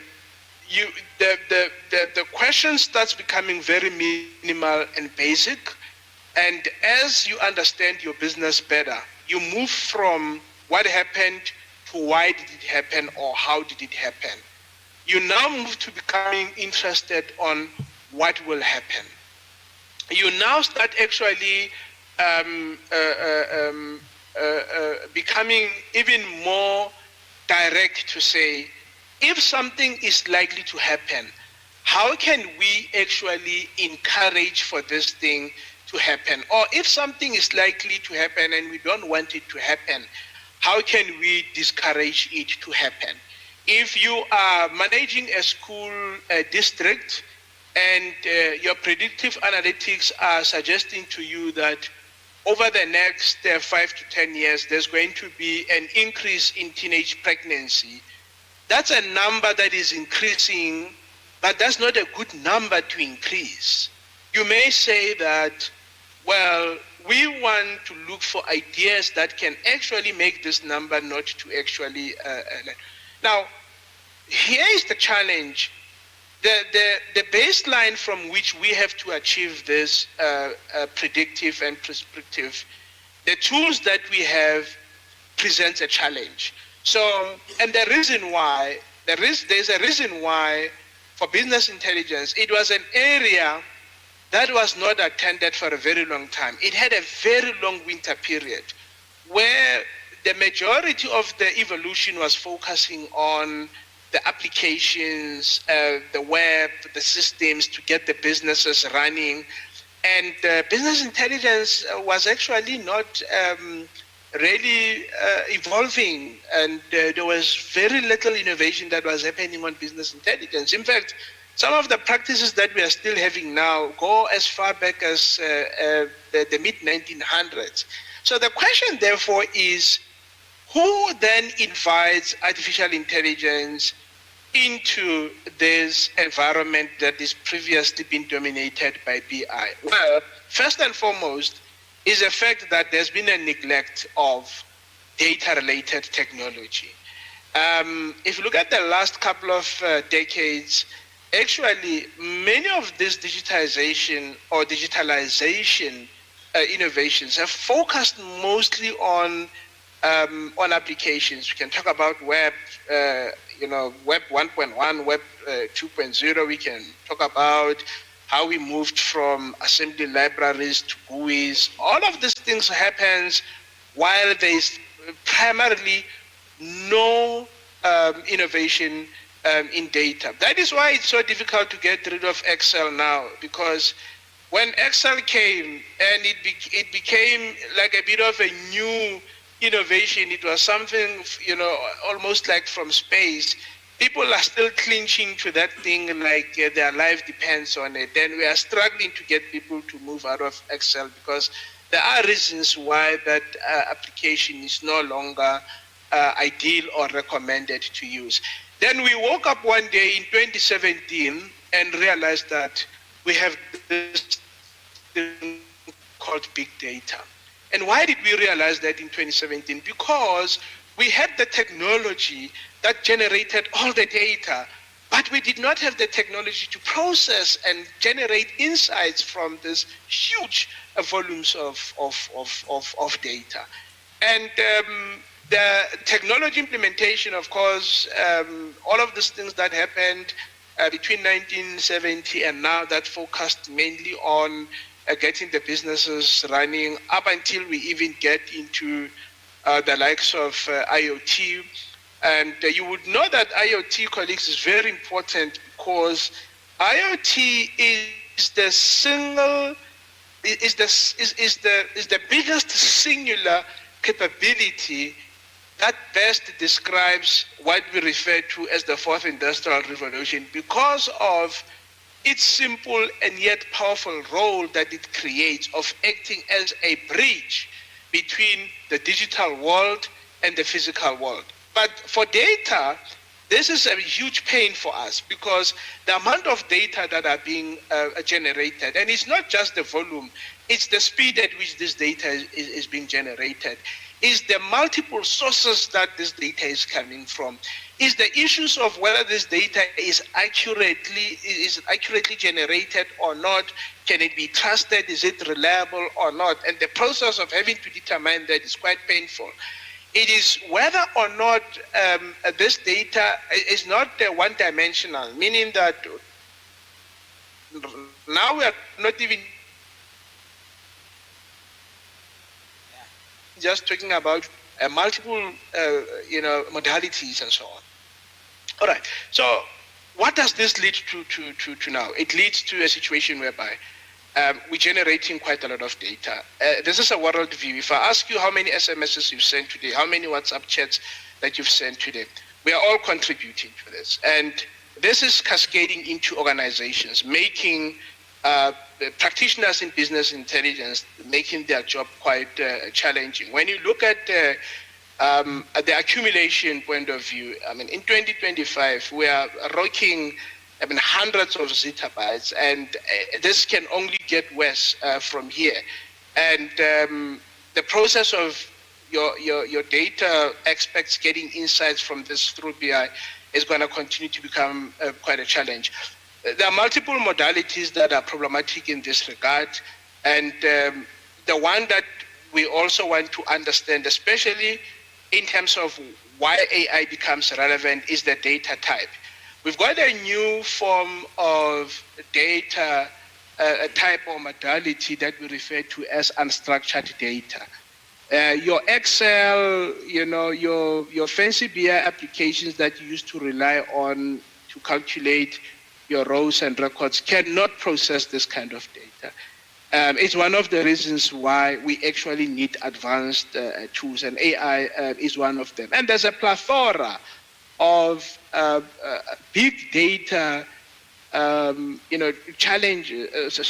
big data and AI tools in this regard that are further actually contributing to the state of a big data. And at this stage, we are in a space where it's no longer possible to actually rely on the traditional approach. It is for this reason now that we look at artificial intelligence at an application point of view. And colleagues, I will try to wrap up quite quickly so that I don't take time. When we start looking at the unpacking, and I make this very practical, this is a framework that I worked out. It's not something that exists elsewhere.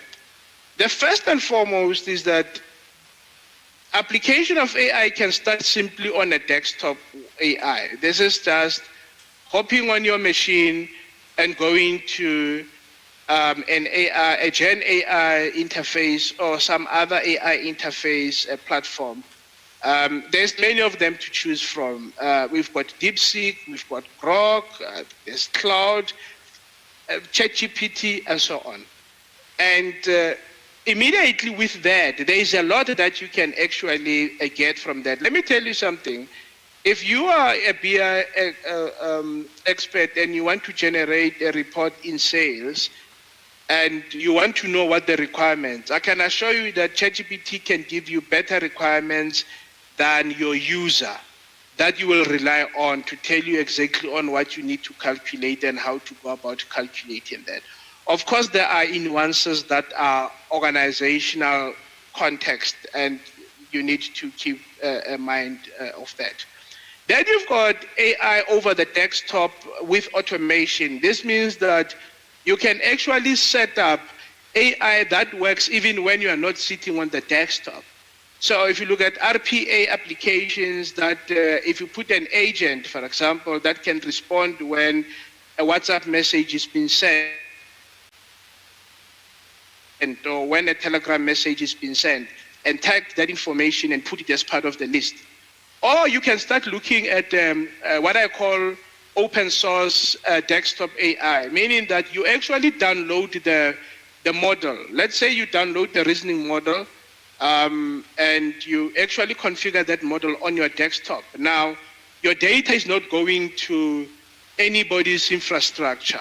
Your data is located on the very same machine that is running that particular model. And you can start engaging with that model to apply the model on top of the data that you have, or engage with that model depending on what the model does. Now, you graduate from desktop AI to now when we talk about African enterprises, where you start now incorporating AI as part of your business process. In this one organization that I worked with, we had a problem of actually the number of queries that went into our email inquiry accounts. It was just too many for the number of people that were there. I think there was about 70 people in the call center, and they were receiving on one mailbox in a busy period more than 50,000 emails per day. And this is on Africa's largest open distance university. It's not humanly possible to have to read that amount of emails. And what you realize that those emails, there's actually maybe 5 questions out of the 50 emails that are being asked.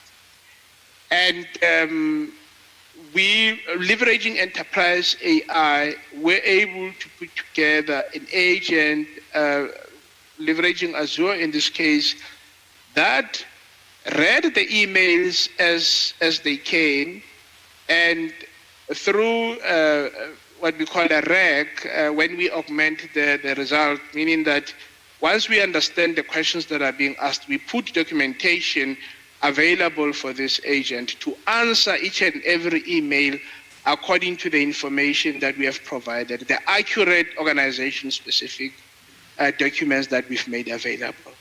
And that has reduced the emails that could be that would have been attended by more than 99%.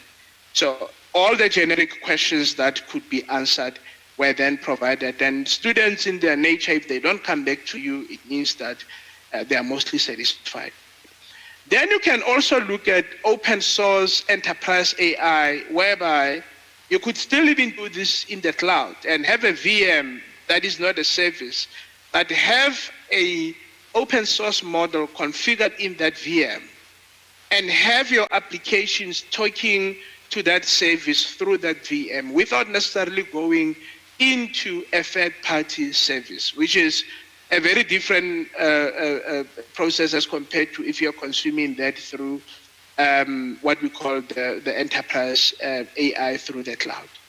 Now, the reason why I'm emphasizing on these 5 pillars, Program Director, is that I believe that if you understand these 5 pillars and you understand what you can derive from these 5 pillars, you can begin to actually take your process, whatever process that you are currently involved with, digital or manual, that still requires a huge input overhead, and apply this framework on that particular process. And to do this, very quickly, I've done a summary of when we do data collection as a first step. This canvas tells you everything that you need to be thinking about, from the activities that are involved, from the value proposition that comes, the role players that are involved, and so on. And you can migrate from doing this manually or semi-manually and look at leveraging the use of AI according to those 5 modalities. When we talk about augmenting the result, it's not a sophisticated thing. Even now, when you are prompting a ChatGPT using the desktop, you are able to give it the example of the result that you want it to produce. You are able to tell it that it must actually ensure that it cross-checks its feedback against the facts that you are actually providing it.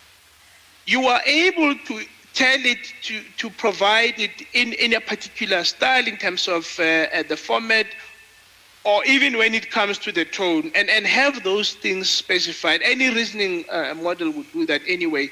But the important thing here is that there are ways and practices to control the hallucination that both Resuping and Dr. Maota spoke about, to ensure that the results are becoming more trusted. Now, you take that from a desktop experience and you take it into an enterprise experience, and then you can have a seamless service that actually ensures that the use of AI is actually policed, if one may be. In this case, if we are collecting the data, we want to make sure that we are leveraging the data dictionary, for instance. We want to make sure that we want to focus on collecting the attributes that are important for the outcome that we want. And at different variations of this application of AI for data collection, there is something that you can use AI for. The same thing would be for data transformation. Again, a manually intensive work, even in the digital context. You apply the model and you are able at every level. So if you have a free access to ChatGPT, today or to DeepSeek today. You can start today. There's no need for you to wait for, for a later stage. And this is the process for business intelligence, where it will go through data modeling, it will go through data analysis, it will go through data presentation.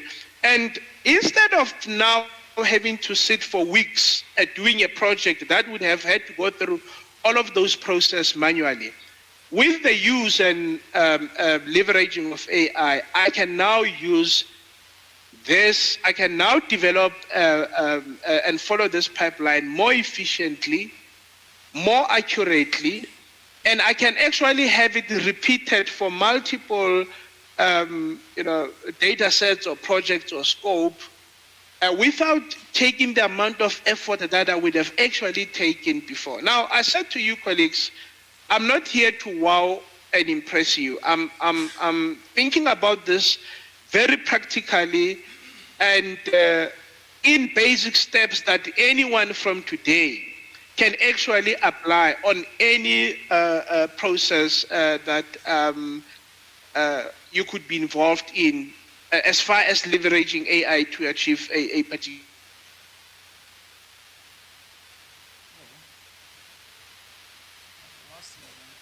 That there is quite a number of tools that are available. I think the presentation will be shared. Even for AI model in the enterprise, there's quite a number of corporates that are involved. There's quite a whole number of freely accessible AI models.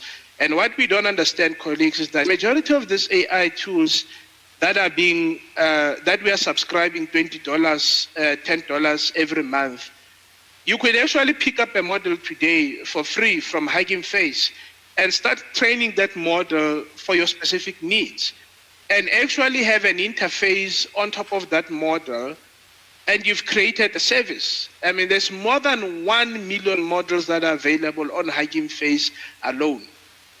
And in this regard, colleagues, we cannot say that we are waiting for, we can talk about the government budgets, we can talk about the policies, all those institutional aspects.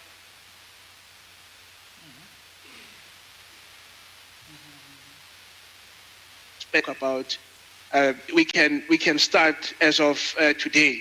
And in my final word, colleagues, I want to say that I don't believe in this thing. I'm of this very strong opinion that sometimes it is important to contextualize that we are in Africa, but we shouldn't do it in a way that suggests that we are lesser. Meaning that we need to think, every young person that is in this room today, you need to know that you've got many of these things that are accessible to people elsewhere in the world. If you go to India, if you go to other, even Singapore, it's itself. And you look at what the youth is involved in those parts of the world. It doesn't necessarily have to be a situation where everything must be provided on the silver platter. You can start today and start today. There is 5 modalities at minimum that provides an invitation to you. And I want to say lastly that for enterprises in the African context that want to be involved, if you don't have all the budget, the first and most primary step is to understand what problem you want to solve with AI. I've just demonstrated at very basic level that a process that used to take me months to complete one project because of the steps that I had to follow, by using AI in the basic form to the most complex form, I can cut down on time and I can cut down on effort that is required to produce the same level of quality, if not better. So I really invite you to start looking at these things quite closely. And the time is now. And you would have to go about starting to have a business case, of course, and try to understand which capabilities you want to apply. And it's important that you organize your data well. AI is good with data, but only if your data is organized. Leverage the tools. We've spoken about the tools that can be made available to you. Some of them are already available to you. Promote the literacy of data and AI in your organizations.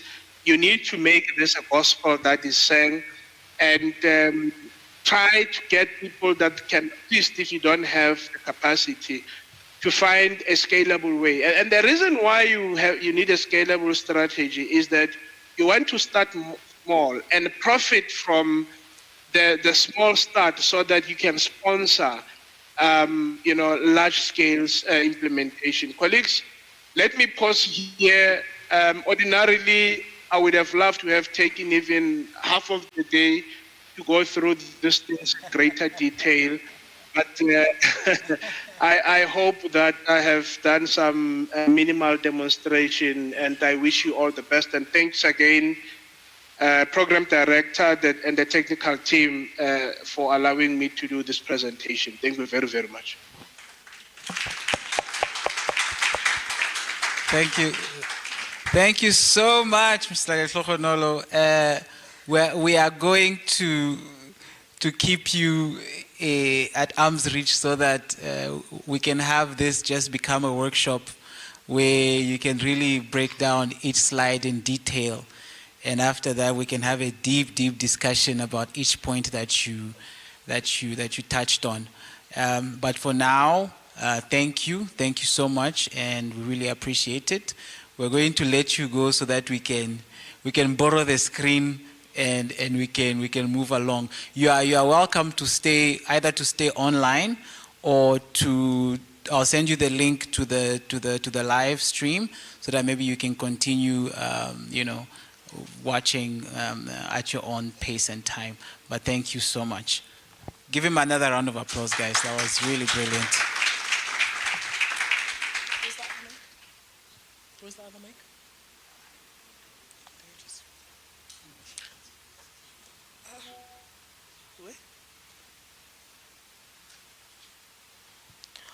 All right. So remember that entertainment I was promising earlier. I'm finally a respectable woman again. I'm no longer a liar. It's coming, guys. We've got our poet from earlier, Mr. Jabu Machola, right, who's going to be giving us a little bit of a performance. All right? I'm just going to take the mics to them so that they do their thing. And yeah, man, enjoy. It's about to be a really good one.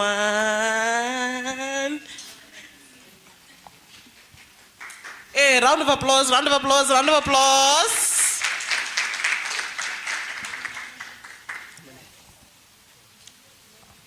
Etla bone sebata se go ga theben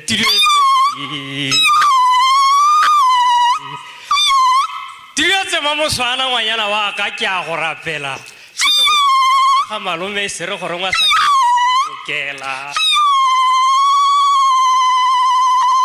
Ntsantswe ntlantsha kodu to ga ra bua seleme mmogo ka ga pa tshweu ga pa tshwana ra ga pa khomutsa mmala o le mongwe ta le bone sebata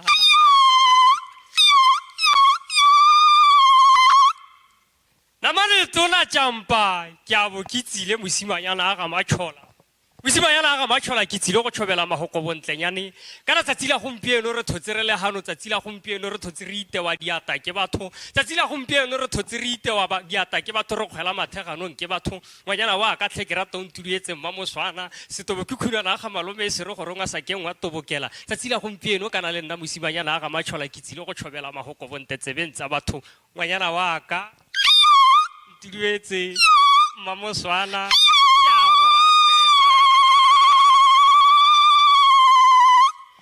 Are monna o tsila ke bitlama ba ne go le maphakela ga se monna ke mosimanyana o majatola mmona ke rata a phuthile lekoko o tsile ka lekoko le phuthagane ke tsile ke utlwa batho ba tšhomatšhomi e rokollang tša dithoko tsatsi la gompieno batho ba ga maota ke utlwile a ntse a bua masemola le ene ke utlwile a ntse a bua hela a sa tshabe sepetšampa tsatsi la gompieno ke rata ke lebale ke lebalolole ke utlwile le motho a ga mohiko a tšhomatšhomi e rokollang tša dithoko a bua ka bo artificial intelligence ka ba ka utlwa motho a ga mangope a suping namane tona ke go sega metshetse tsatsi la gompieno ke a bo ke tsile go la kgola ke le lebogana mane tsona le kile la tlhola le re kgwela matheganong tsatsi la gompieno ke rata ke bue hela ke se ka tshaba sepe kana ke emeletse e tšhitšha e mangola a ditshipi motho a ga sephiwa a mabusela ke re mfoka mabuzela se a qela ka se a qela ko se bonise indlela utlwa ke a tšhoma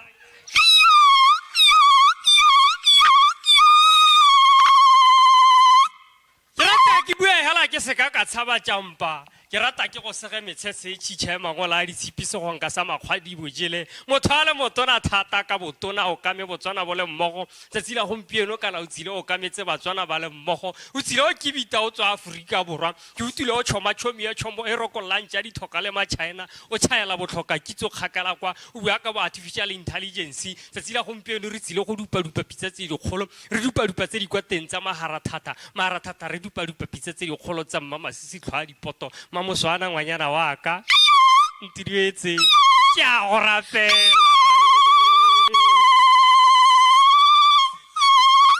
hate kgobutsa ga redi se aka marole mosimanyana ga matšhola ke ne ke tshile go tšhobela mahoko bontle mo tsebeng tsa batho ke re thotse hano re setse ebile re lapile bangwe ebile re setse kana ga tsiego aka moswang o setse o hedile tsatsi la gompieno re tlhotse ha re bua le batho re bua dikgang di le monate ke rata gompieno ke tseye motho a le motona motho a ga mabisela ke motsenye mo seraleng le ena a tla di ke a tšhoma jaaka le nthetsa thata ke tšhoma tsatsi la gompieno ke rata ke tšhome ka tšhomi e rokollang tša dithoka gore se ka nna ke tere mo togetse kwante go ne go kurute e tšitša ga matšhola mosimane wa ga matšhola a tswa tšhoba a tla tšhotla tšhokolete a tšhonna a tšhobotlha ke mosadi wa tšhobolo a tšhobetse dikausi a tšholobela a lebile tšhomatsiluje ke ne ke sa tle ke le nosi ke ne ke tla le motho a ga morebudi a mmeruri modimo o re botse gore tsatsi la gompieno be re tšhoma ka artificial intelligence banyana wa ka ke a go rapela.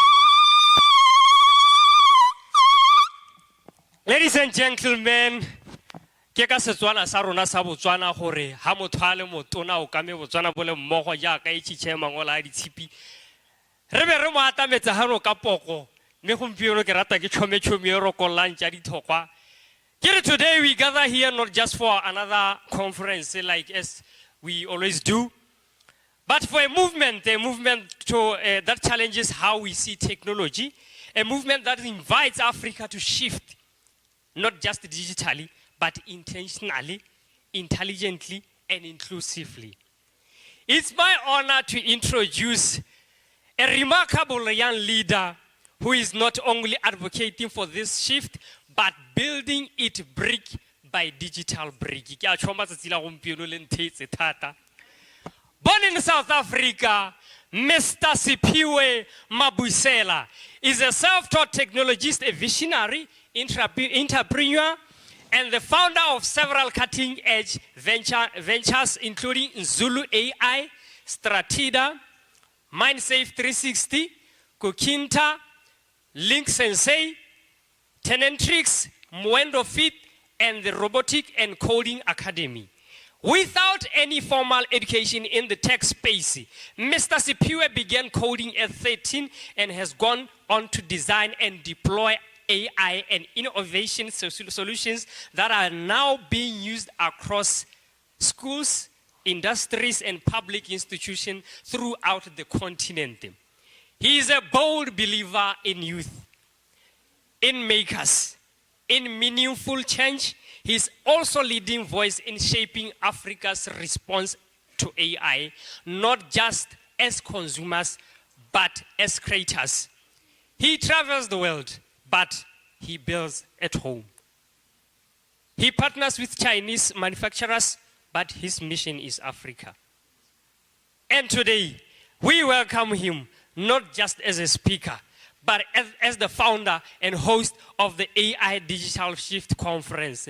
Please join me in welcoming to the stage Mr. Siphiwe Mabusela.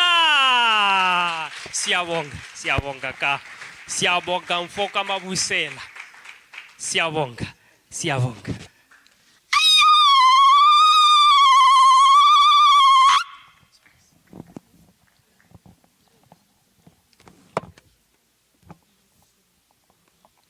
Mic check.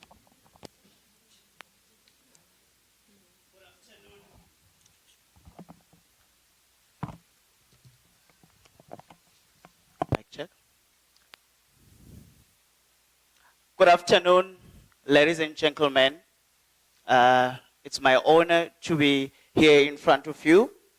It brings me great joy, honor, and a deep sense of responsibility to stand before you today as we open our very first AI Digital Shift Conference here in Gaborone. This is not just a conference, this is a movement. This is a moment that marks the beginning of something bigger than any of us here in this room. Thank you very much. Usually before I speak, I always like to hand out presents. Thank you. This is part of our work. Born from South Africa, developed different kinds of, both in the internet space, in artificial intelligence. We have built a device that I'm well known for, which is LPG level meter. This device helps you measure how much gas you have in a cylinder.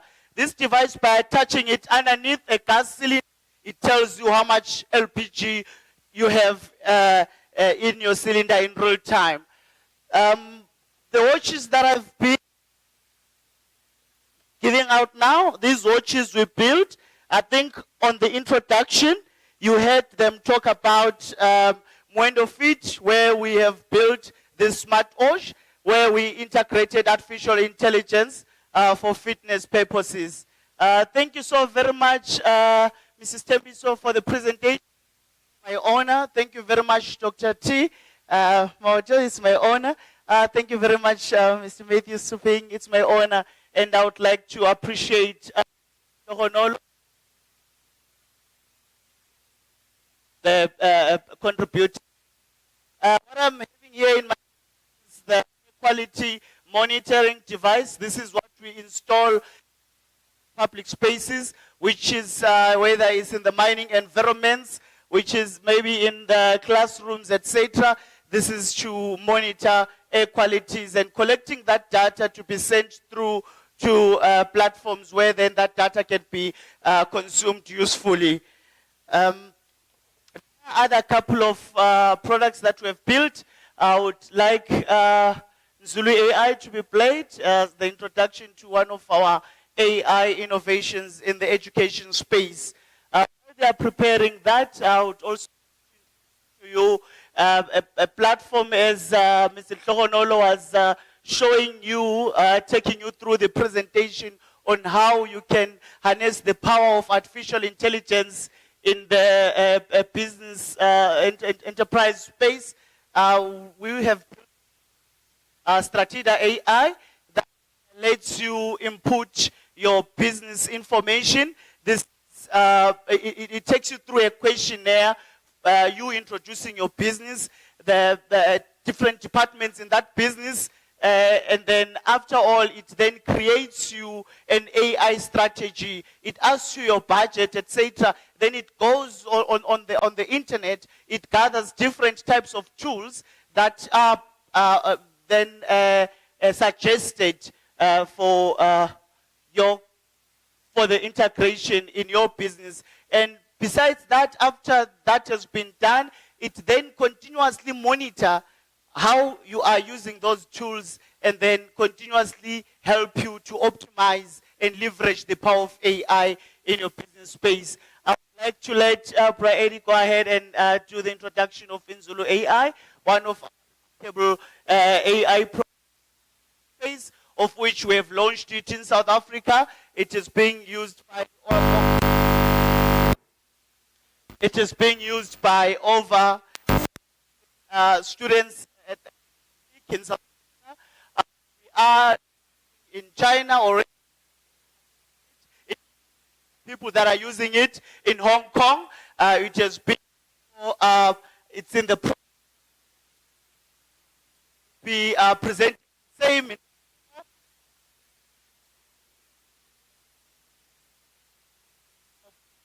May to the 24th. I'll be pushing a solution, and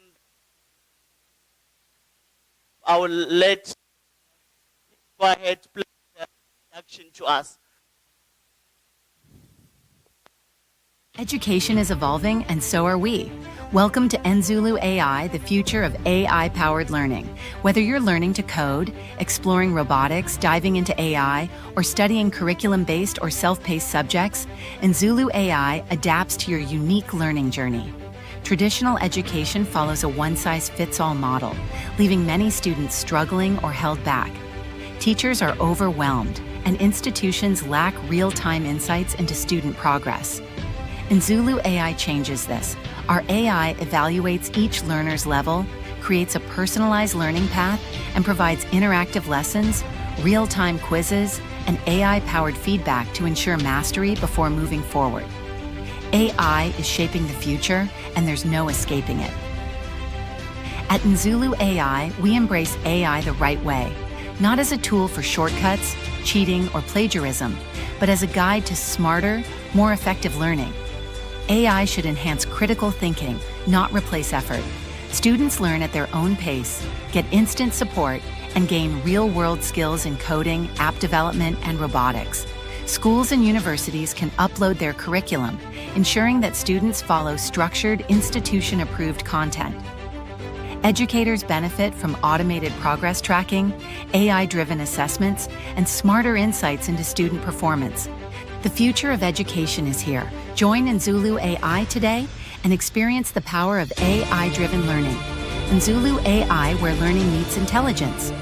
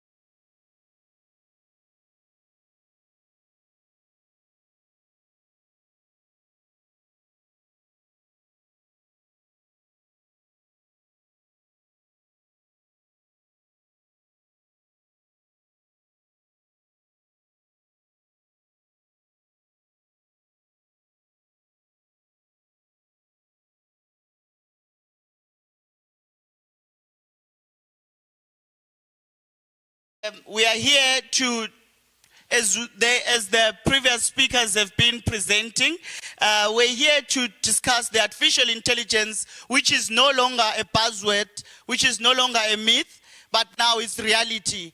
AI is here and there is no escape in it. This conference exists to ensure the former. We are here to demystify AI for everyday people and businesses, highlight African innovation and build local capacity, discuss real policies to protect our people while unlocking growth, and mostly importantly, to remind each other that technology must save humanity, not replace it. What we must be aware of, we are living through a time where anyone can claim to be an AI expert. There are digital mushrooms growing overnight, solutions that promise transformation but deliver confusion. We must be vigilant. Our people deserve the truth, transparency, and tools that actually work. What must we do? To the entrepreneurs here, build boldly, solve real problems. To the educators and students, don't fear AI, master it, learn it, not to cheat, but to create. To policymakers, join us in the creating of a clear, ethical, Africa-centered AI roadmap. To businesses and leaders, this is your moment to evolve. Don't just digitize, transform. And to every child and to every African child watching what we do, the future belongs to you. And in closing, the event may last a day, but the movement will last a lifetime.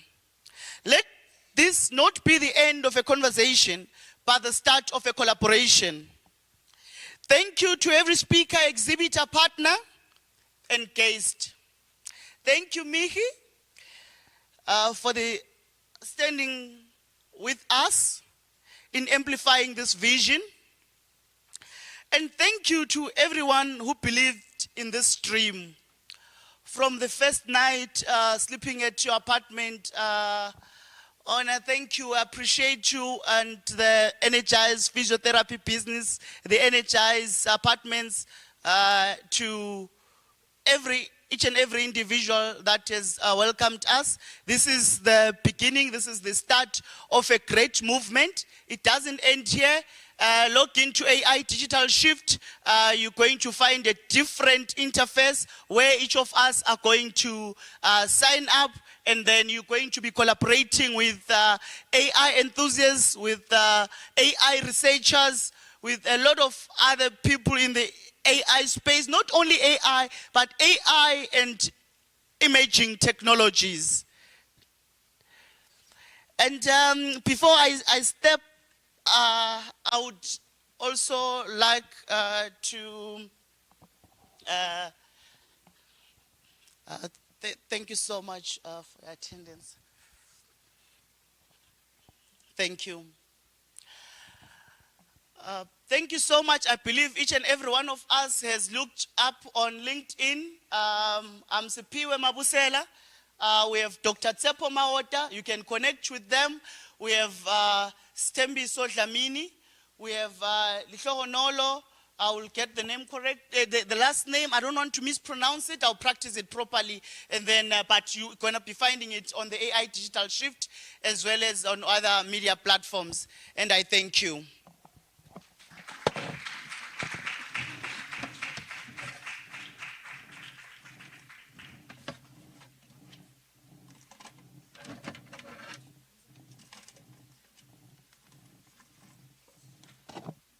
Another round of applause, ladies and gentlemen.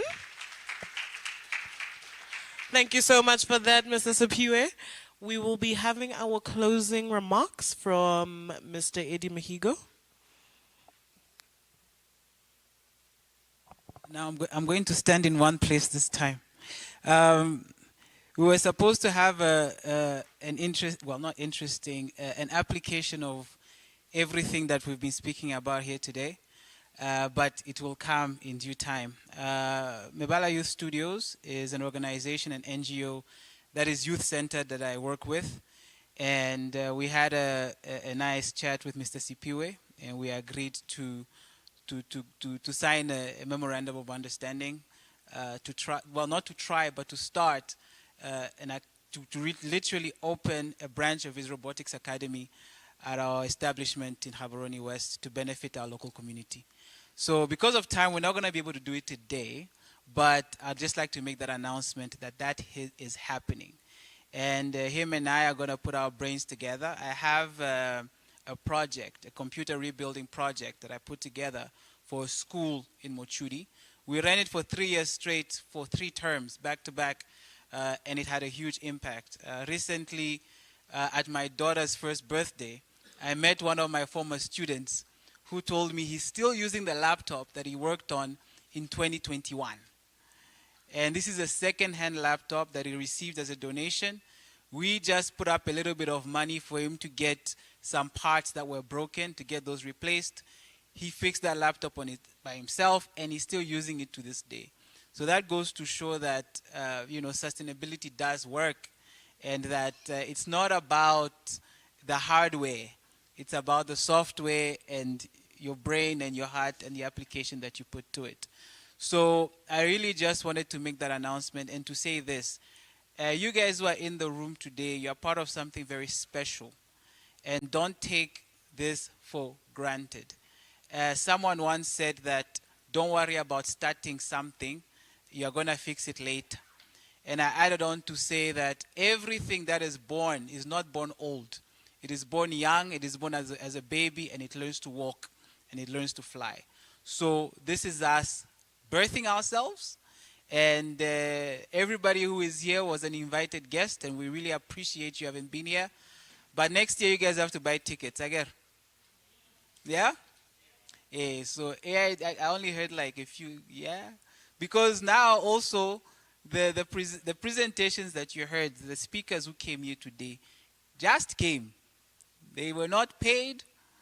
They paid for their own fuel, okay? They crossed their own borders, and they came here. So next year, we want to at least do one up and help them out with something when they make the trip over here. And by that, gentlemen, you are invited again next year. We expect to see you here next year by faith. And next year, we will make sure that the right things are done to make sure that you appear and you do the needful. Mr. Letlokonolo will be here as well. So, I always like to finish with a call to action and a word of intent.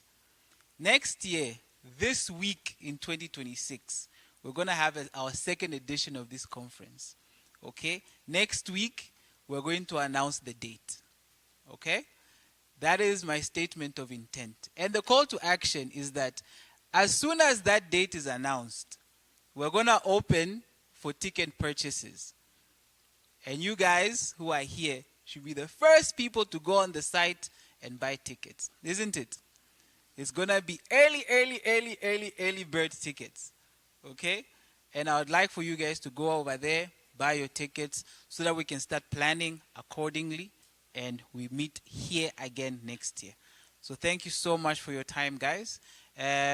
We did not open with the word of prayer, but I think we can end with one. So I'm going to ask if there's a volunteer who would like to send us off with the blessings of the Most High. Anybody? Okay.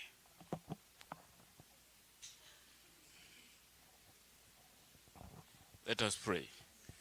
Blessed art thou, Jehovah, maker of the heavens and the earth. Thank you for this function. Thank you for the great insights. And thank you for the great prospects that we have for Africa, for our youth, and everyone involved. Lord, I pray, go with us. Let this be a milestone in our lives. In the name of Jesus Christ. Amen. Short and sweet. I think you must be our designated closer. Guys, with those few words, thank you so much for coming. We know we had promised lunch, but unfortunately, we ran out of money. We couldn't afford lunch. So, but do take time to get to know each other, do network before we go about our separate ways. Meet the speakers. They're going to be here for a little bit longer before they fly out and drive out. Talk to them, ask questions, anything that you didn't understand. I'll say again that this is not the end of the journey with us and them. We're going to continue. Look out for small, intimate workshops, hybrid workshops, where you'll have another chance to interact with them. So thank you so much to New Era for coming. Really appreciate that. You guys are awesome. Thank you to UB for coming, UB Radio specifically for coming as well. They are officially our sponsor on the airwaves. They really helped us out there. Thank you to Mary for really being with us from the beginning until now. Even before I joined, they were there. They're like, God, before I knew you, you were there. So thank you so much to Mary for the partnership. The Embassy of Kenya for coming through. Thank you to our technical team for the stream. They are always there, but they're never mentioned, so I'd like to acknowledge them. Thank you to our MC, to our project manager, and who am I forgetting? Hey, Lega Bibo, thank you for coming. Really appreciate you. All the other NGOs that came as well. And yeah, guys, with that, those few words, Brainfit, I see you. With those few words, we are released, and let's keep talking. I expect everybody to stay in here and chat for another 30 to 45 minutes. God bless you, and thanks. Peace.